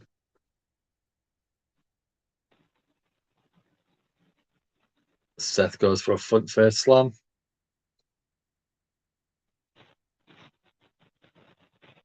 And again, goes back to that front face lock.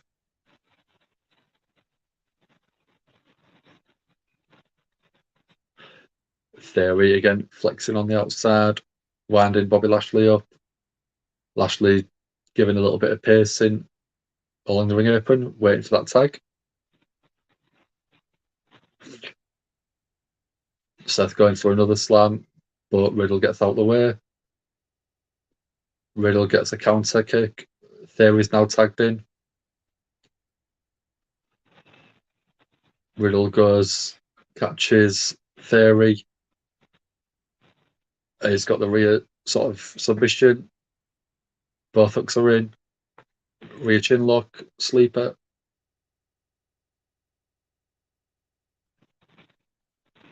Theory just jumps up, lands on Riddle's back to escape the move. I agree, Sandra. It's been quite exciting. It's been keeping us, when the match has been on, and we haven't been on a commercial break, it's been good. So Theory trying to get the tag. Lashley gets a tag as well. Lashley with a shoulder tackle to Seth, turns him inside out. Clothesline, big slam. Giving Theory a kick on the outside. Shoulder tackle to Seth. Neck breaker. Lashley with some bloody good momentum.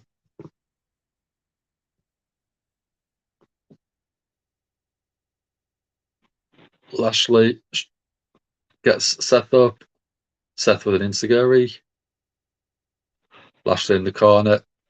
Right arm from Seth. Reversal from Lashley. Lashley with a big power slam. Goes for a pin. 1, 2. Theory breaks the pin up.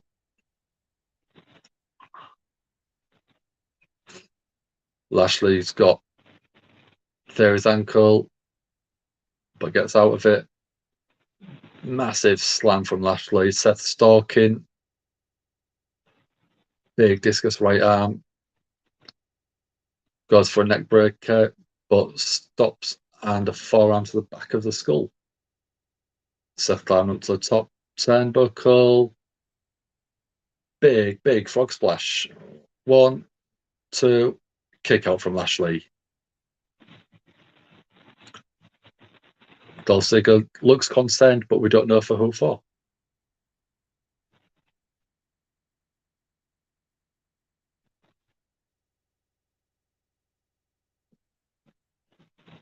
So Lashley trying to get a tag, but yep, in comes Riddle, in comes Theory. Riddle with the clothesline, and again, Randy Orton style power slam from Riddle on Theory. And then going for an elevated Randy DDT, draping our DDT. Riddle's going to the dark place. So Seth pulls Theory to the outside, saves Theory from the RKO.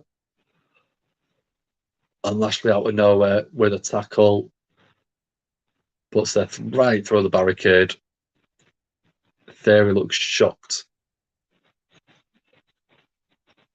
Riddle picks Theory up, gets him on the top rope for his efforts. Theory going for his 8-arm down. Riddle reverses it, goes for an RKO. Roll up from Theory. 1, 2. Theory put his feet on the ropes and Dolph Ziggler pushes his feet off the ropes. Theory walks into an RKO. Goes for a pin. 1, 2, and 3 for Riddle.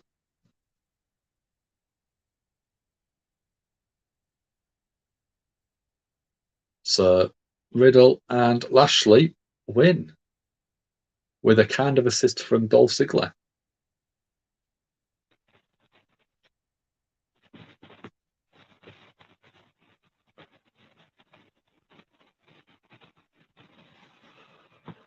So yeah, Theory put his feet on the ropes. Dolph Ziggler stands up, pushes his feet off the ropes, and that caused a bit of a distraction. So Theory went into an RKO.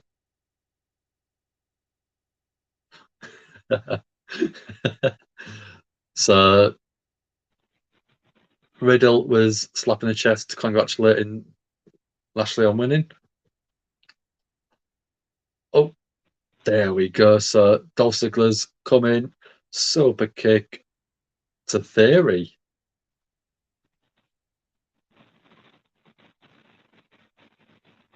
So ending Monday Night Raw with Ziggler standing tall, looking crisp in his suit as well.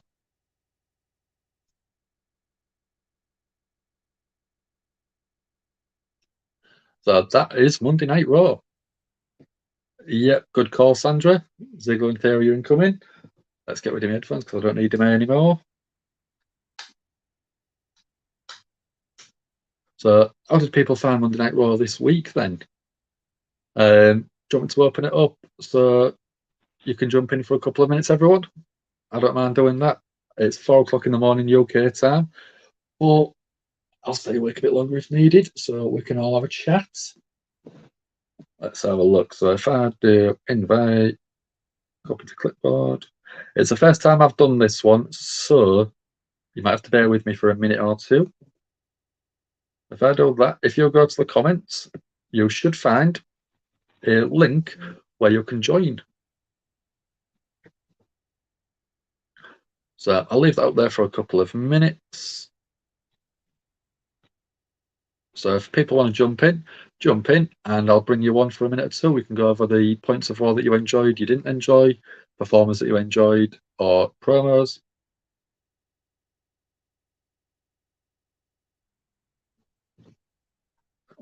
Where's it gone?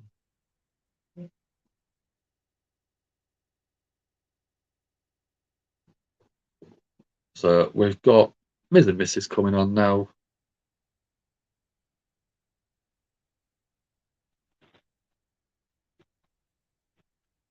There we go. So let's bring in Sandra, probably the person that comments the absolute most on our shows. How are you doing? I'm doing better. It's been a rough week health wise, but doing better. Are you on the mend now, though, getting better? Yes, That's good to definitely. hear. But I was surprised. This Raw was actually really good. Yeah, really enjoyable show. The only downside was there were too many commercials. As I say every week, pretty much. Every week I complain about the last 40 minutes. You spend half of that with commercial breaks on there or promos for upcoming stuff, and it just ruins the flow of the show for me. How about yourself? Yeah, same thing here. Especially when you're dealing with tag teams, you don't want to have those breaks. No, definitely not. But really like the fact that they focused on tag teams this week, because you really don't see it that much in WWE, and I wish they would do something like the Dusty Cup on Raw. Yeah. Because they have so much talent that they're not showing on TV. Yes, definitely. Something to create like a number one contender for the tag team championships. It'd be a great way to build a couple of tag teams and give them a good showcase on there. Yeah, I really would like for them to do that. The one thing that's disappointing for me is that in a lot of ways the women's division is a mess. 100%, definitely. With what's happened with Sasha and Naomi, I think that the rest of the women are not reluctant to go out there and perform, but they just feel like it's a lot harder to do anything that they really like for fear of backlash. Yeah, and I don't like the gimmicks that they placed on the women. Yeah. Like I want the real Nikki Cross when she Yeah. was in Insanity. She was a beast. That was probably a very scary gimmick, but she played it really well. She looked crazy. She used to pull her hair out all the time. And as I was saying earlier on, I don't know if you heard, but I think that if she went back to that style gimmick, it's not a very hard story to tell. She goes on a run of losing matches and she goes mad because she can't seem to get the win. Mm-hmm. It's a very easy story to get back to that character and that gimmick, and I think they should do it. Yeah, I really think they could also do an identity crisis with her, Yeah. and I think it would be great. And I want Becky to. I've mentioned this to you before. I want Becky to go back to being the man. Yes. The biggest problem they've got with that is Ric Flair was trying to sue them for that name because he had it well before she had it. So that's why they stopped using it and they swapped to the big time Bex gimmick. So I think that that's a bit of a grey area of being able to do that at the moment. Because the gimmick she has right now is not working. No, it's over, but it's not my favourite gimmick, and I think that the man character was just so much more impactful. Mm-hmm. I definitely agree, and I just think that they need to start moving some women up from NXT. Yeah, Because go on. Sorry. I really think that they need to bring Cora Jade up, and they need to bring Mandy up. Yeah, I think that's. I mean, there was teasing the match on Raw numerous times earlier on tonight, with the up and coming talent going against the, in a way, veteran in terms of Mandy Rose. Mm-hmm. But if Mandy Rose does end up losing the match, they could, in theory, bring up the full Toxic Attraction from NXT 2.0 and revitalize the women's division on the main two brands. You've still got Bayley to return as well, which will bring sort of new matchups in because we don't know whether she's coming back as the sort of face hugger style gimmick or the sort of chat show host that she was before she left. So there is some interesting developments that can happen still in the future, which is nice to be able to know we've got that option later on. Yeah, I would just love for them to do an invasion for the women where NXT shows up and dominates, and then there's like a feud between NXT and also Raw or SmackDown as a way of introducing the women who would be coming up. Yeah, that would really work. And we saw sort of the invasion stuff with the NXT Survivor Series sort of teams and stuff like that. And that worked really well because Adam Cole had some phenomenal matches with people on the main roster. And I think if they did the same with NXT stars, it would bring more eyes to NXT to start with, which is obviously what they would like. But it also introduces the NXT stars to the main roster ready for when they are brought up a little bit further down the line, maybe. Yeah, and I think what they're doing to Ciampa is a crime right now. Yeah. It would have been better putting in Judgment Day instead of swapping Finn Balor for me. Keep Edge as the main character, have Damian Priest, have Rhea Ripley, and Ciampa just looks like a solid fit in there. And he does. And it would have worked so well. Yeah, it would have. But I don't. I know they said that Edge was taken out because of creative differences. He didn't want to do the Mystic thing, but Edge being in there was what made Judgment Day. Yeah, even just by association, Edge and Damian Priest was elevated to another level just because they was in a faction with this big superstar in terms of Edge. Yeah, and I'll be interesting to see if Triple H actually does take over NXT, because I've been watching the past seasons of NXT, and NXT looked like AEW. Yeah, It really did. And now it's like I can't even watch it.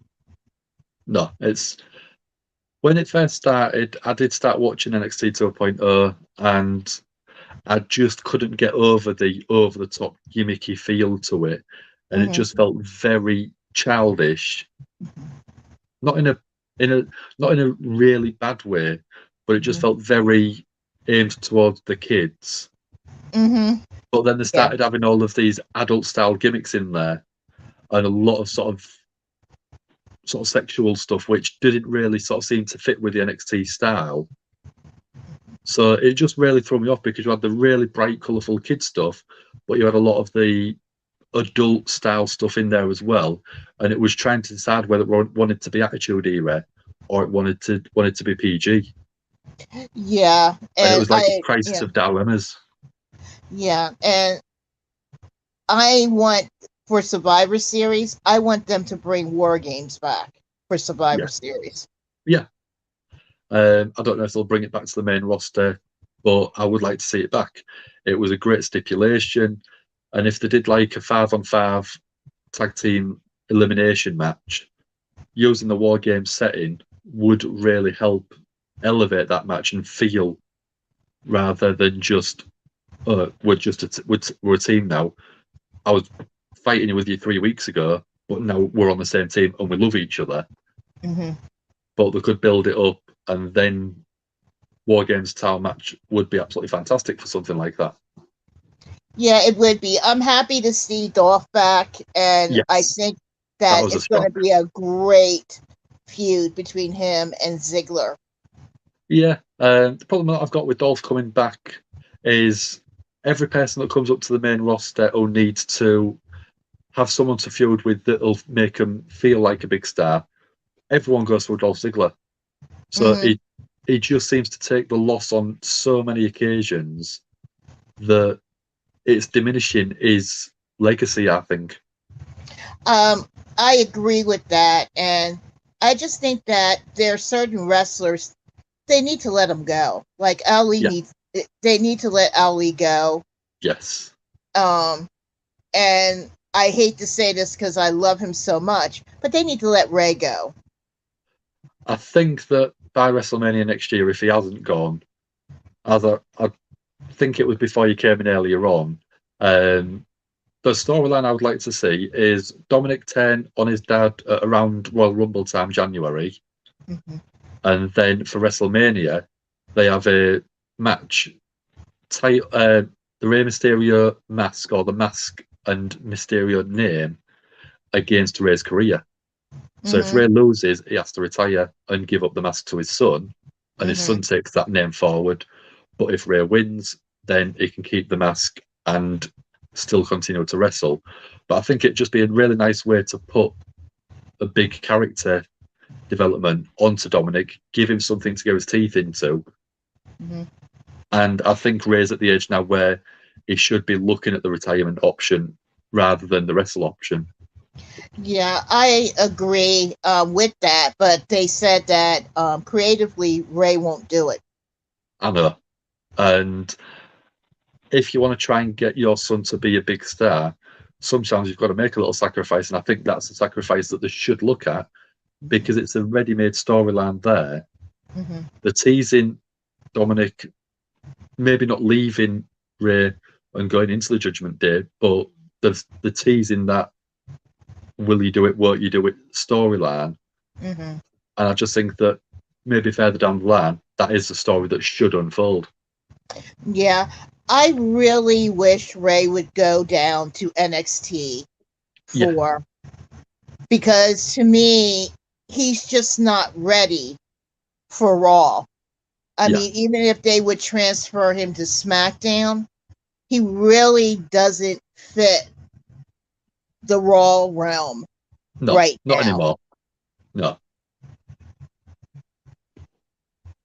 But no, I think that for a long while, we've had a few good shows after WrestleMania. We've had a couple of duds over the past few weeks, but I do think that this week's show was actually a really good show for a change. So, out of 10, what would you give this show a rating of? I would probably give it a 7.5. Yeah, I'd go with that one. The ending match, even though it wasn't very long because of the commercial breaks, it was still a very enjoyable match.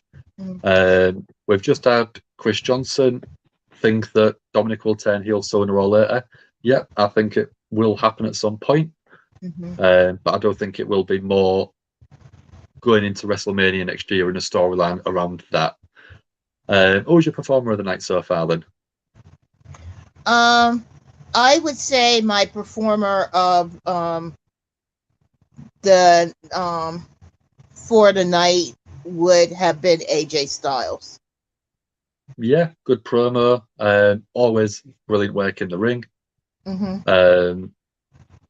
Yeah, I mean, I love R-Truth, so I'd probably give it to R-Truth just because I love the comedy. He knows what his character is. He knows he's never going to probably be a world champion again, but he's accepted that, and he now goes into all of the stuff that's comedy and gives it his all, puts his heart and soul into it, and it's always enjoyable. Yeah, he's a legend. Yeah. I mean, whenever guaranteed main event, guaranteed Hall of Fame. Sorry. Yeah, definitely. And if I had to pick a second person, I would pick Rollins. He was really good in that match, and that move on the top rope was just amazing. The sort of inverted superplex. Yes. Beautiful, beautiful move. But I mean, the promo beforehand where Theory turns up and asks for the advice of cashing in and stuff like that as well. It's playing into his old style gimmick of the architect and everything like that. And Theory sort of trying to suck all of this knowledge out of the more seasoned pros is, again, really working. And I think it was a really good match. Yeah, I'm looking forward to SmackDown this week because Natalya has really upped her game. That her match with Ronda Rousey was technical. It was beautiful. But yeah, I think it's a bit annoying of what she's did over the weekend with Liv. No selling the finish to the match, but we'll see if anything happens on SmackDown around that. It might be one where she takes a quick loss as a little sort of like punishment type thing. But we'll go from there. Yeah, go on. Sorry. Yeah, I have a funny feeling Charlotte's going to show up on SmackDown. Yeah. And then there's going to be this thing where it's going to be Natalya and Charlotte versus Ronda and Liv. Yeah, that'd be a good call. It's something I could definitely see happening. Most definitely. Yeah.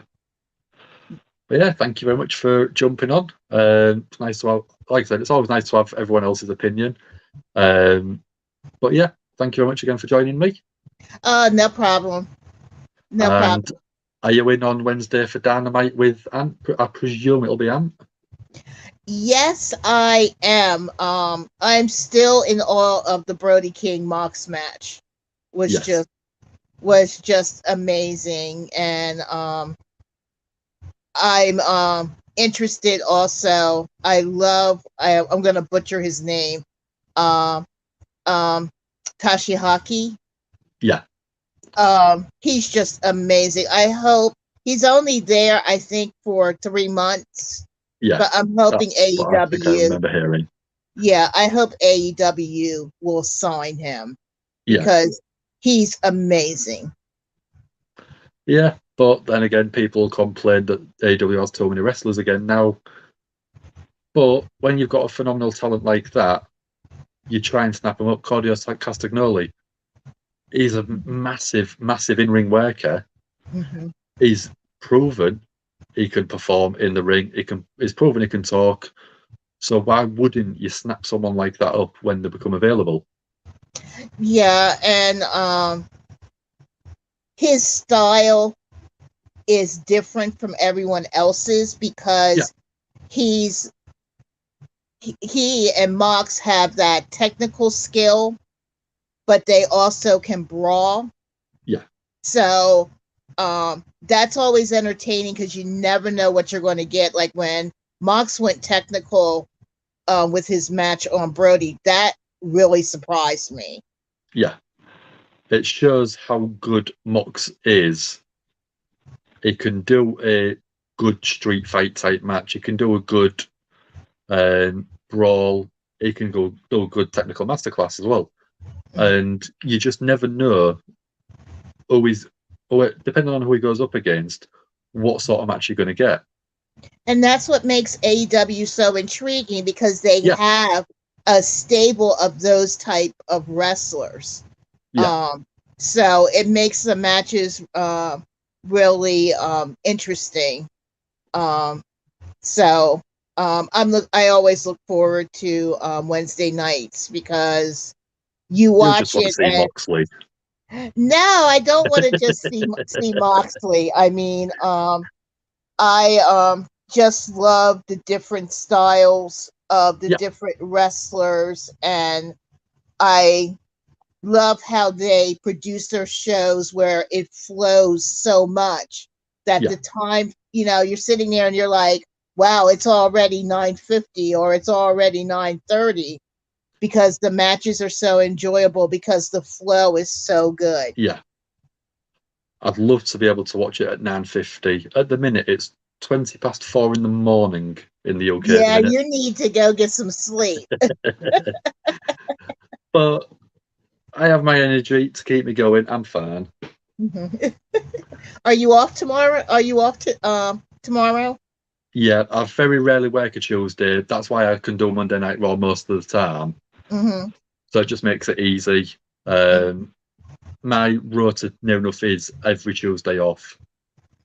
So I can do Monday Night Raw. It makes it easy. I don't have to get up in the morning. I can just catch up on my sleep later on in the day. I like the hair change. It's not really a change. It's just brushed back a little bit. So if I do all that, it's still low everywhere. I see it. But because it's brushed back and the lighting on there, it's grown a bit. So I've got like a dark patch of root there, and then the blue starts a bit further back. I like it though. Yeah, thank you very much. I like it. But yeah, I'm more SmackDown than I am Raw, but I cover Monday Night Raw because it's easier for me. But no, I think I'm going to, I would say call it a night. I can't really call it a night at 4:30 in the morning. But again, like I said, thank you very much for joining me. I know you'll probably be with Anne on Wednesday night. Yes, I will. So I'm going to give you the privilege of counting us down. So 5-0, and then a big give me a whole yeah. All right, 5, 4, 3, 2, 1. Hell yeah. Oh, yeah. Bye. Have